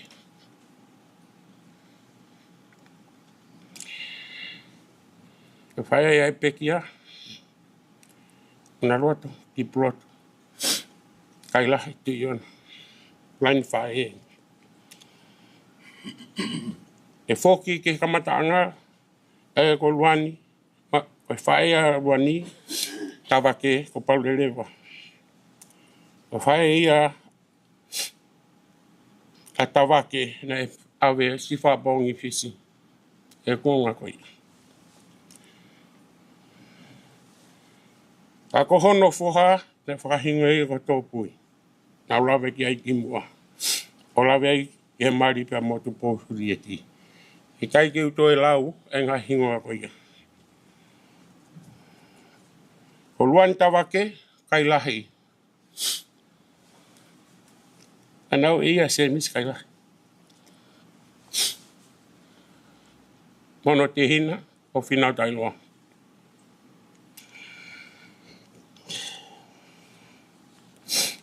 Ai anai mari a luani tawake, Kailahi.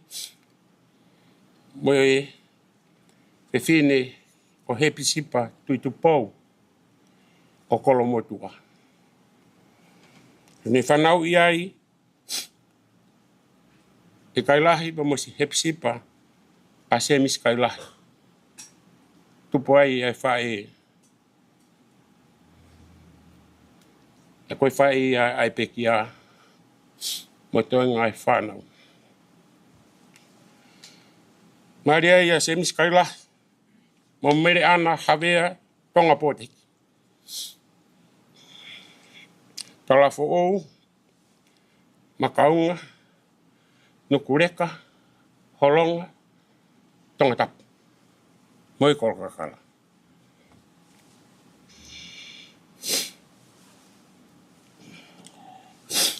Whanau a semis Kailahi, mo mere ana Outu peheni.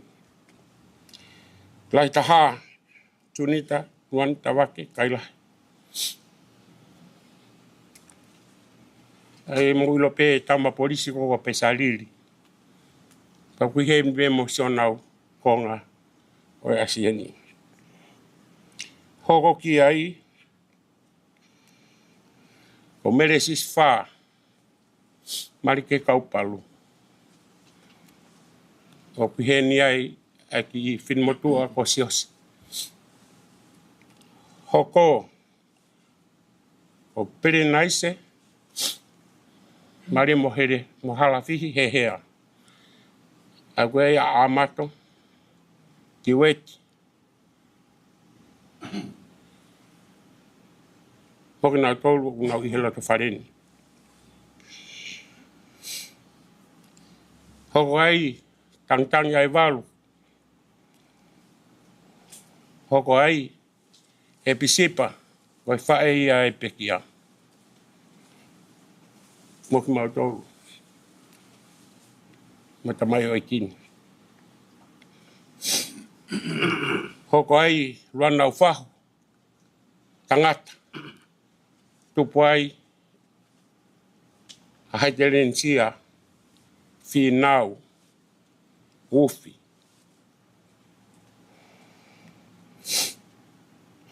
Hoko ai whewhine. Tangi mausia turei la salo. Koe whae ia a Christmas mo manu mo meresia mo fui.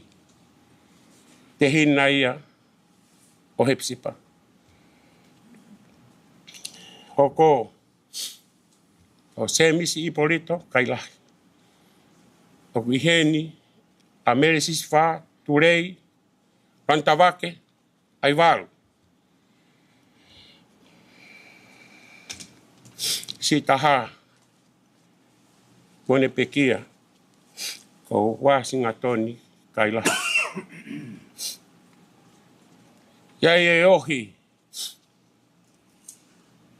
me he funga talafo ou makaunga nukureka a Siria tonga poteki.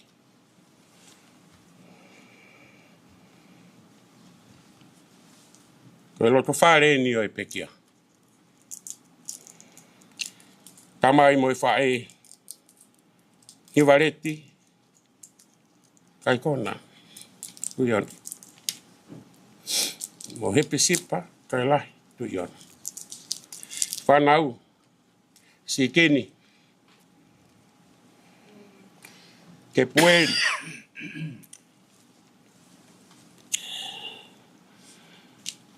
vai kalafi malolope te kekene ma wa mulere maman. Hoko tafa ne tan tuiono kone si malolo. Hoko et moni tuion.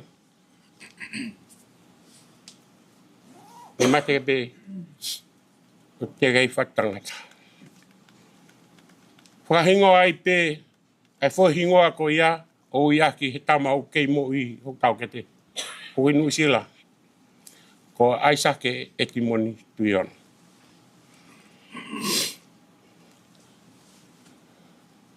Ko whahingo pe e taha. Ui ko aisea po luto tuiono. Kone si malolo e moi. He ui ai o tua. Aoni. Ko pete ngata e tu. Kelai taha ni. E whanau. Whewhine. O Unaloto ki plotu. Kailahi tuion. Kone epa. Hanga ki helani.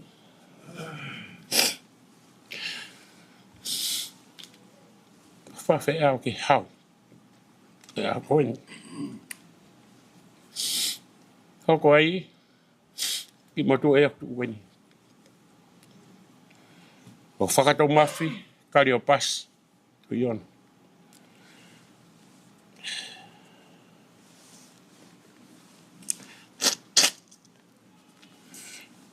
Sisi taha. O here nā atu i ona. Kuni Amerika, kone si whānau ina. Na nao mai o ngahe na whae. A tau kete.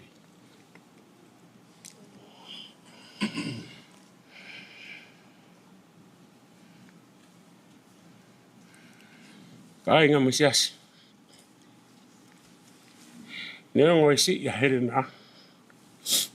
Ka koe whiwhine. Ulahi e te au. Kau ai si taha. O koe kia haku mahu inga. Haku mahu inga si isu. Ene whau ia te tauto. Ka pau e whakapau tunga e tua. Tau lava mamata. Sio. Ka tau iro ho tau ngai. Tatonia. Ke tau whiwhia pe. E merino. Mo whia whaki. Ko whamormore atu. Ka whaake e tamai.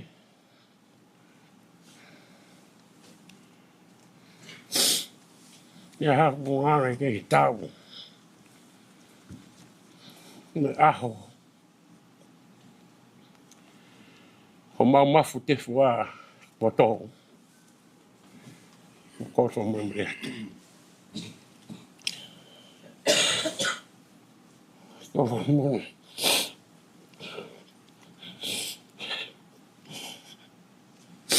Whamormore atu. Pamere whae.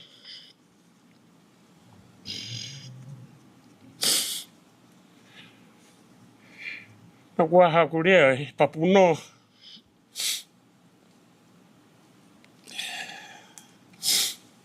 Pea ngari ho haa ki ho mo wakai.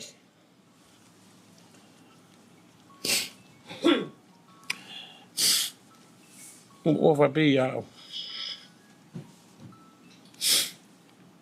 Koe lau ka pai te ke ofa ke o toa ko ofa hia.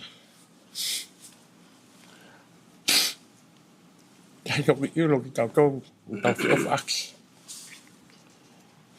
Tēno, Unaloto ki puotu. Ko hotalai. Ko ilo, e ngahi tuanga whare. Mamo ngahi mea ke nau kumi ki ai. Whako whakamu. Ke tau hoko ta tori mamani. Whinga ke tau hoko mo sisu. Nei whako tau tori. Toa whatu.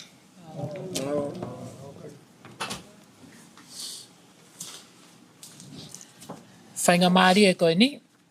Wange mai whanau, pako uhiko e tau taimi. Kore atu te oanga pemini te wanoa pa mai whanau. Ke whakakakato atu ai a e nau tala noa i he ahoni. Whamoremore atu ki a sia pa mo siria koutui tuwanga mo e whainga maari koe ni mai whanau. May I invite the children? Please come forward. I'll give you 20 minutes to share your story about your mum. Whaki?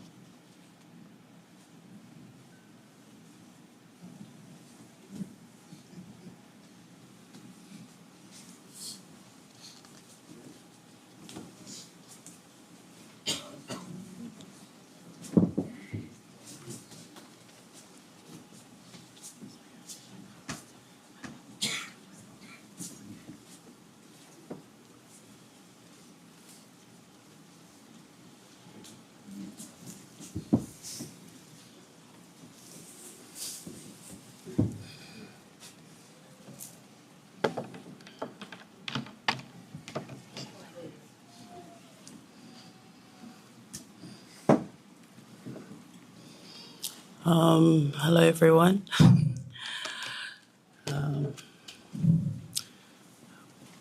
Before we share our manat or speech, we just wanted to give thanks to God for this day, for this beautiful weather. As everyone knows, it's been raining all week, and we have some sunshine. I just wanted to apologize in advance. I kind of fell asleep. I've woken up and it's our time to share some sweet memories of Mum.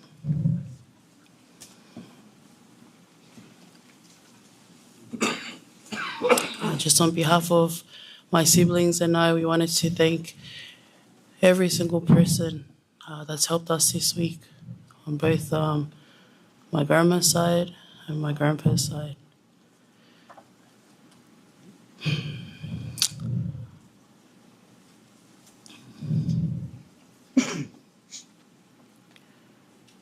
My mom taught us a lot of things. But one of them was not speaking. We're not speakers, as you can tell. We're children that like to be in the background. We're children that like to do everything that Mum asks of us.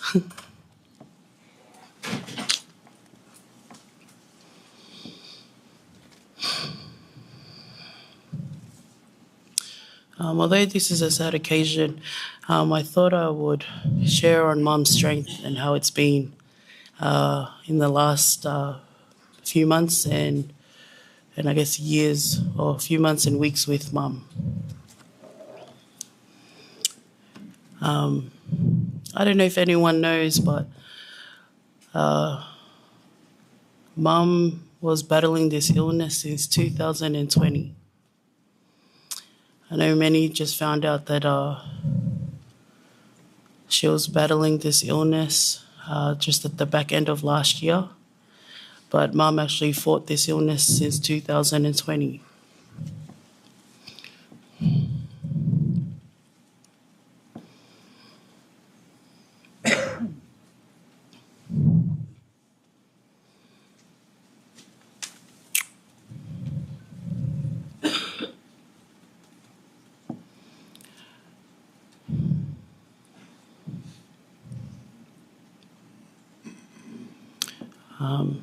Mum, we always spoke about today. I don't know any other person that liked to speak about their own funeral so much. My mum loved to have this conversation a lot. And now that we're here,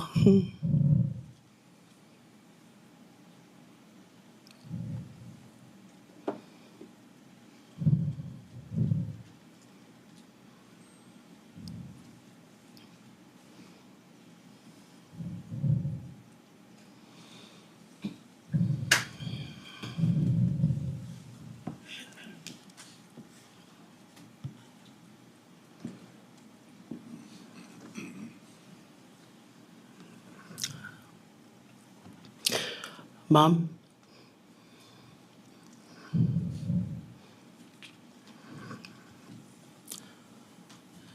it has been our honour to be your kids. I'm struggling to find the words to express how we feel, or the memories are flooding in, so I can't really share on one specific one. But I wanted to share what I've learned from my mom in the last week.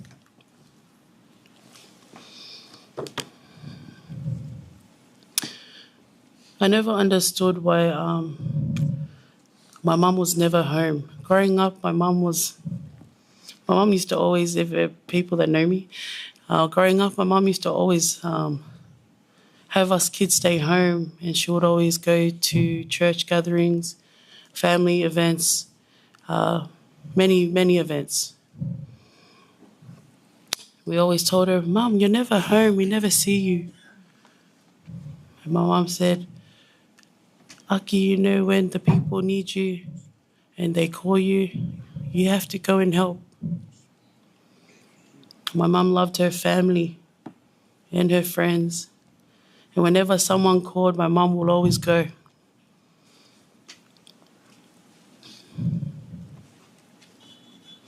I understand now. Because in the last moment, in the last week, all the people that mum used to go and help and be there for, all came to be there for mum.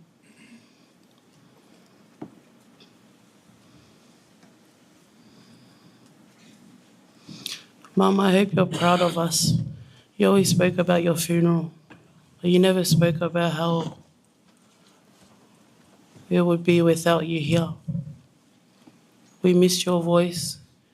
We miss you yelling at us. We miss you calling us 100 times. I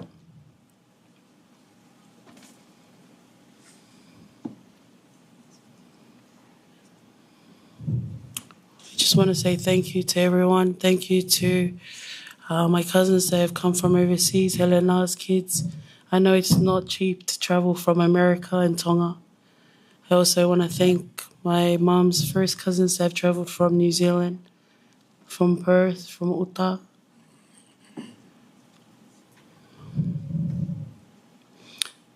Everyone travelled near and far to come and send off my mum. I want to thank you guys. I especially want to thank my mum's, both sides of the family. You have all made today easy for us kids in different ways, in different forms. I want to thank my mum's brother, Kali. Even though we had a few hiccups on the way, we're still here. And like my mum said, at the end of the day, love will always overcome all the struggles and battles that we face. Kali ko ofala yat kia koe. Even though I can't see you, I thank you for coming from Melbourne to be here with us. To my mums, A1, to my Sia.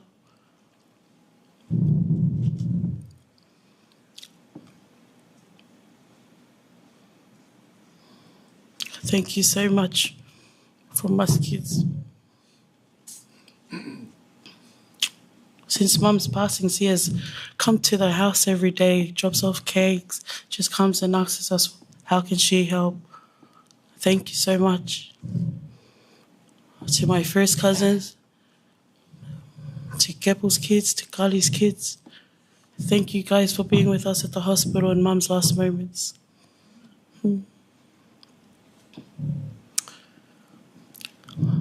Lucia, thank you so much for travelling and fulfilling Mum's wishes to be here.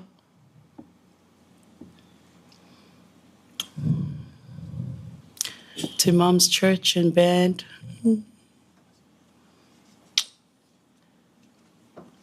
Thank you for always dealing with Mum. She used to always share about how she would travel with you guys around the bus, and she loved the band. So thank you guys for being here today and for playing sweet music for her.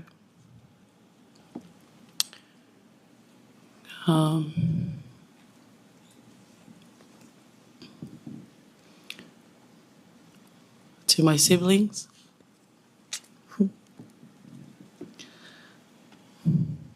This is probably the first time we've ever got along for so long.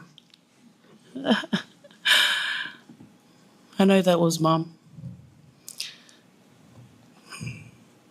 Growing up, Mum would always be like, "Tuk mo fa ke, aki, ai pe ka taki ke la no ke si pe. Kokoe ulahi taha. You need to be a great example to your younger siblings."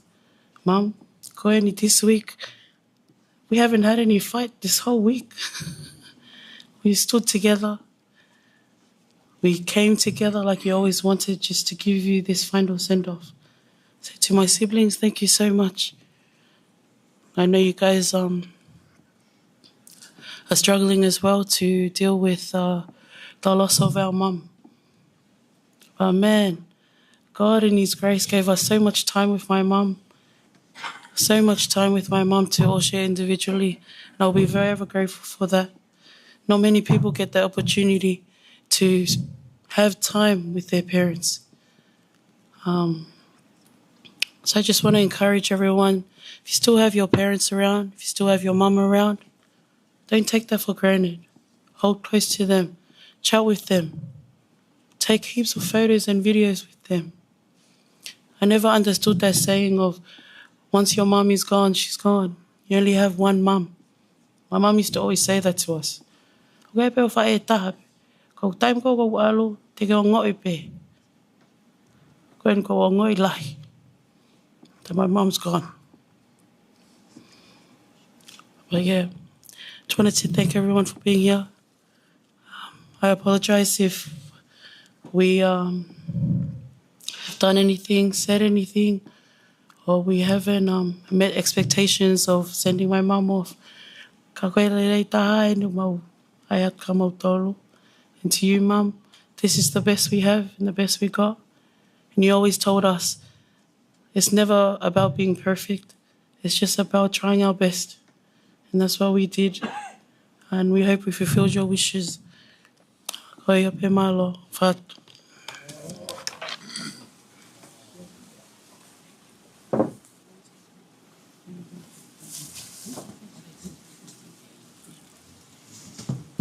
Hello, and thank you to everyone who came and spoke at Mum's funeral. For those who don't know me, my name is Letty, and I'm the second youngest out of Unaloto's many kids who she used to introduce me as Fia Palangi. The way I would describe my mum would be that she was always happy, loving, and strong to the very end. To this very day, she makes me smile, laugh, and cry. Losing her has been the hardest thing for my siblings and I, but we all know heaven has gained a beautiful angel to watch over us. I'm very grateful that we were lucky to be blessed with an amazing mother, someone who would put everything on pause for us kids and for others. Nothing will ever fill the hole that you left behind, but the memories and lessons that you have left for us will forever be remembered.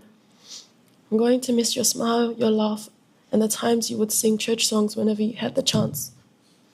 Thank you for always loving me as I am and for always protecting me and for being the best mom I could ever be, I could ever want and need. One of the things she's wrote about me that stays with me till this day is, remember the best mom is watching and protecting you all the time. And I will. This isn't a speech to say farewell, but to instead say thank you and that we'll meet again one day. You may have lost this battle to cancer, but have won eternal peace and love within the Lord's arms. I love you unconditionally and forever, Mum. Amen.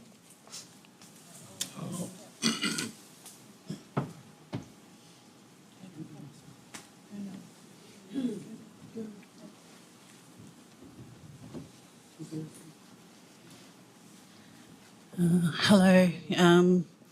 Those that don't know me, my dad, Una met my dad about 30 years ago, and she came into my life and took me in as one of her own.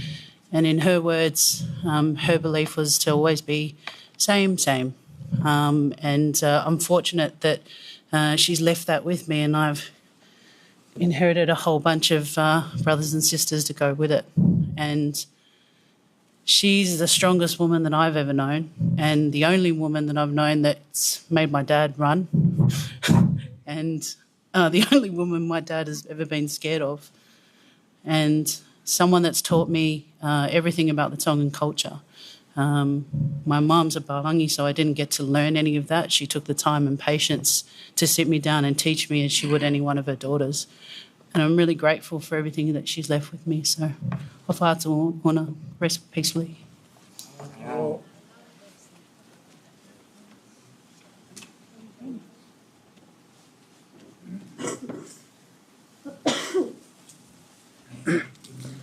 Mum, growing up, you were the strongest. Always looked out for us, made sure that after our hidings or lectures, that we understood the meaning behind it. To this day, I understand. I understand all the life lessons you've taught us. You managed to raise all of us kids to be strong, to love each other just as much when we're having differences between each other. Telling us that being siblings is always to love and be there for each other, because there's no other love like a brother or sister. Our biggest MMT fan, I remember you'd always have a Tongan flag, shirt, tupeno, anything Tongan. Thank you, Mum, for always steering us back to love, even through the toughest times, for reminding me that it's the small things that matter the most, for loving on your grandkids, and for thinking that, for always reminding me not to worry about the negative things in life and to focus on the good things in life. You were always there for me. Even when I leave home for a while and come back, you were always there. When I called to ask to be back, you never said no to me. You never turned me away. You always opened your arms to anyone and everyone. Thank you for the laughs, cries, and lectures. Thank you for always understanding me. You were honest with each and every one of us to the point where I didn't notice things about myself. Thank you for your voice, the voice of our family, the loudest voice when it came to singing, and the voice you used to fight till the end. Thank you for your teaching, your patience, especially your love. Wa'afalahiatu, malo.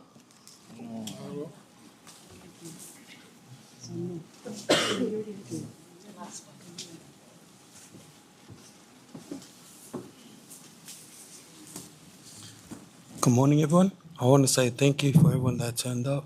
Thank you to everyone that helped out with the funeral of my mum. I don't know where to start this. I'm the oldest son for mum, and there's many words I want to say and many blessings that she gave me. But one thing that she always showed love to everyone else are the true family. I want to miss you, Mum. I want to miss your hugs, your kisses, and you're always going to be beautiful to my eyes. I may not be fluent with Tongan, but I got my mum's heart at the end of the day. So, malo. Malo.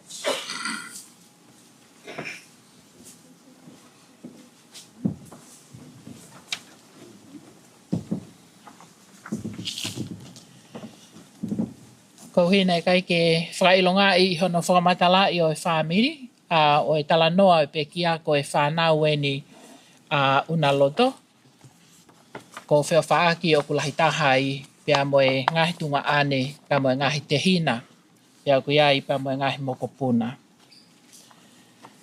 Tupe mua e toe ngā o e ki taimi koe ni, ke whakailonga I atua I a wholofola, ko omi e he eiki I he ahoni, ko e wholofola pe ia, o tau ngāwe aki I he ahoni. Talanoa o kuhiki e he tohi ai palofita goeni ko maika. Wahe fitu, ves hongo fulu maa whaa ki he vesi wanoa. Kaweni he ngahi konga lotu whakamaa opo ai palofita goeni he ene whakamalo mo e whakawhetai ki he otua. Ko hono hau whaki a Isleri, hau whaki mo ki nau tolu, ai kakai, pia mo e mea whakatupu. O ma o lunga ai alo ofa, mo e whai mesi ai otua. Ko vesi hongo fulu maa walu ne hua aki e he palofita ai lea koeni. Ko hai ai otua o ku hange koe a Fiona. Ko ene whehu I, ko hai ai otua o ku hange koia. Ha o tua o ku hulu atu a ene whai mesi mo ene alo o wha. Ha o tua o ku hilio a ene whaka mole mole mo ene whaka atu I kia tek tau tolu a haatangata. This passage really highlights the heart of our God, His immense compassion and His unending mercy for His creation, including all of us. God's mercy is greater than our sins.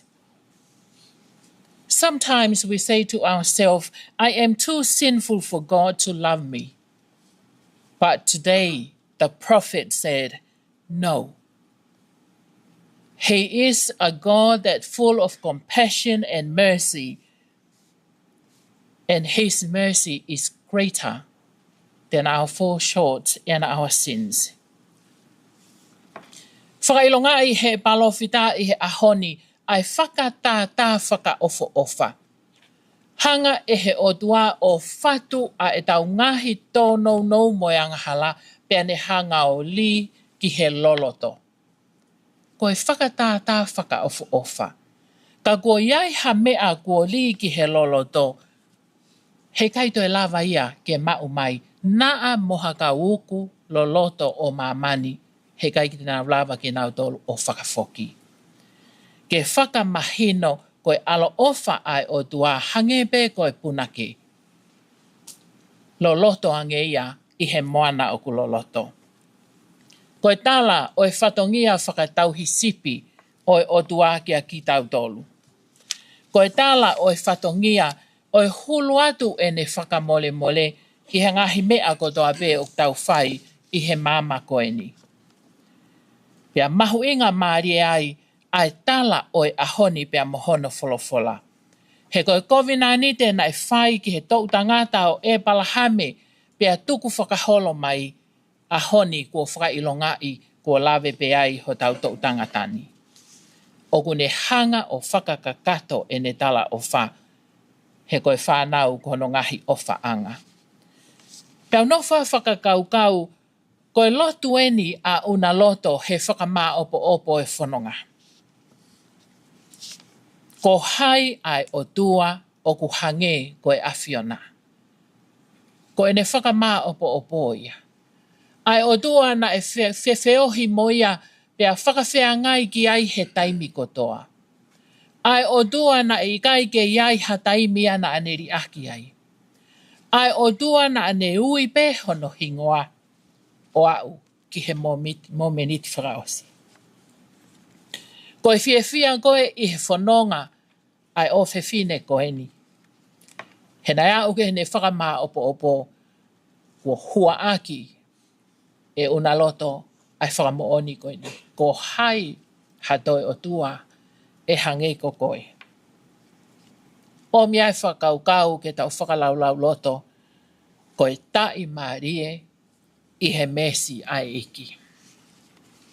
O mi ai hala ke tau lava o whanonga mo ia neongo ai hake mo hifo ai whanonga anga.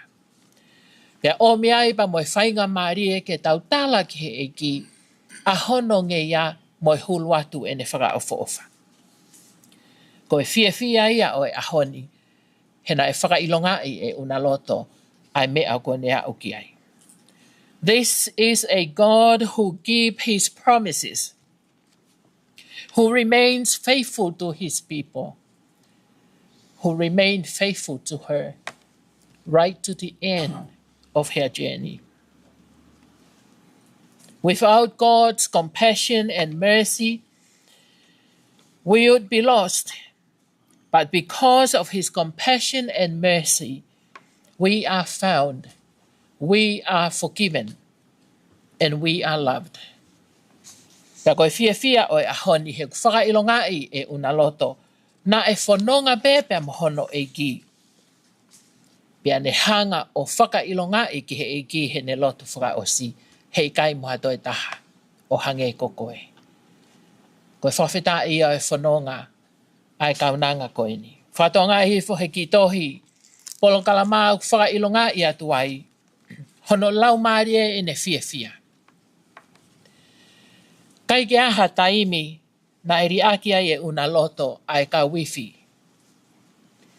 A Royal Australian Tongan band, brass band ai wahenga lotu tonga. Ko ene pehepe ko ifkiris masi ko os whanonga Unaloto mui mui. Ko e lau maari e o e whiawhia. Pea nane puke pe ia o au ke aho whakaosi. Pea whiatu I he wike tatau na e whakailonga ia e Unaloto e ne tatau ki he mama koeni. Teu a Unaloto whakaofa. Pea wakai atu ki ai kulokula e mea kotoa. Pea ne pehe maika te au koe taa o e eiki. Pai toi aha mea te tau fia he whakamā opo o tau whai ka koe tau whakailonga i. Ko wari ki tau tolu a kia taa o eki. E loa e whanonga, e whaingata e whanonga, ka koe aho e whakamā opo koe mea ia o mahu inga. Ka paulewa ko te ai kofu, ko omi e he ki ke tau kofu aki he whanonga o e mo uini, o fe ilo aki mo ia i he mama, o ku fungani hake mo whakaofo o wha. Pia koe mea ia o kulau he whanonga o tau whai ki he pure anga e otua. Whakawhitai kua whakamore e he otua ke kamata e matapao e hū ki he mo uita e ngata. Whakawhitai na ane tari ko au i he mahino ki a te ia kua mau ke hoko atua e whanonga. Whakawhitai he na ane tari ko au aki ai kotoa o ne hūwhanga he mesi ai e ki pia ne whai ai lotu koe ni ko hai hato e taha e hange ko koe e otua. Whanau ka mai toe ngā o e whamiri o kou whakaamu pe. Koe mea e te tau whoki moia i he ahoni, tau whai ai lotu tatau, o ua e tāri pe ki ho tau ngahi aho whakaosi, whai i he ahoni o hoko atu. Hounga ia he ofa ai o tua, pia tau whehui, he e toi iai ha o tua, e tatau pia mhoku o tua. O kuope atu a ene ofa, pia o ku whakahai a ene whakamore. O kune omi ai tau a taina, pia ne tukumai ai amanaki lelei, ki a teki nau tolu ai kakai o ku mui ki a te ia. Pia tuku mua ke ona e lang ia moi whakamalo ia o whai pia ta ngata. Whanonga i he whanonga pia moi eiki. Pia tau tok whelongoa ki he api ko ne teu maa ki tau tolu. I huafa e tamai, pia moi alo, pia moi laumari e maa oni, e meni. Ke tau lotu whai ai lotu hufia. Let us do the intercession prayer at this time. Loving God, as Unaloto Kailahi Tuyono passes from our earthly side, we thank you for the years of Unaloto's presence among us. And while we feel the pain of the parting, we rejoice in the faith that Unaloto Kailahi Tuyono has gone to be with you. For in your presence is the fullness of joy. At your right hand are pleasures forevermore. Gracious God, sustain and support those who love for Unaloto Kailahi Tuyono was dearest, whose loss is greatest. May we find beyond our tears unclouded visions of your love, and may we see beyond darkness the clear shining of your light. Set our troubled hearts at rest, banish all our fears, and hold us in the comfort of your peace. Through Jesus Christ, our Lord. Amen. Kore atu ke mo mea hake, ke tau hiwa whakaosi i he hemi koe ni, ke tau whakakato ai lotu o e tuku atu. Hono ngea uanongo fulu mātolu o e himi ke mo mea hake tau hiwa. Te ulau atu pe, ai vesi uraki, tau tok hiwa mai he vesi whakaosi. Tama e ngalo a whenai aho ne tō ai awha. Angi mei mua ai matangi, waka ne ikai tawala. Kane whawhana alangi, mouviri atu ki mua. He koe kau matatari, tēnā wa usifonua. Sila ki vai pia uringa holo, he kua tō mai ai mui hakau. Ka ko si ini matangi, ikai ke heka pe au. Fu utafitonga alangi, ki te whonuai matau. Tāne mooni alangi, hono lelei ke ukuma. Pau ki he kau matatali, ke nā waus whonua. Sila ki vai pia uringa holo, he kua tō mai ai mui hakau.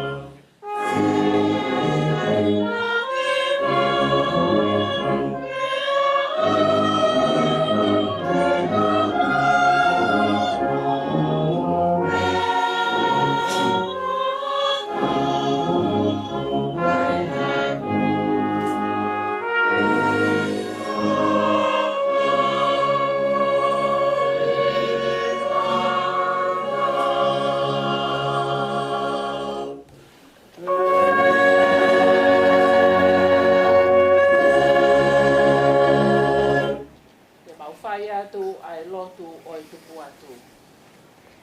Into your hands, merciful God, we'll commend our sister Unaloto Kailahi Iono in the sure and certain hope that together with all who have died in Christ will rise with her on the last day.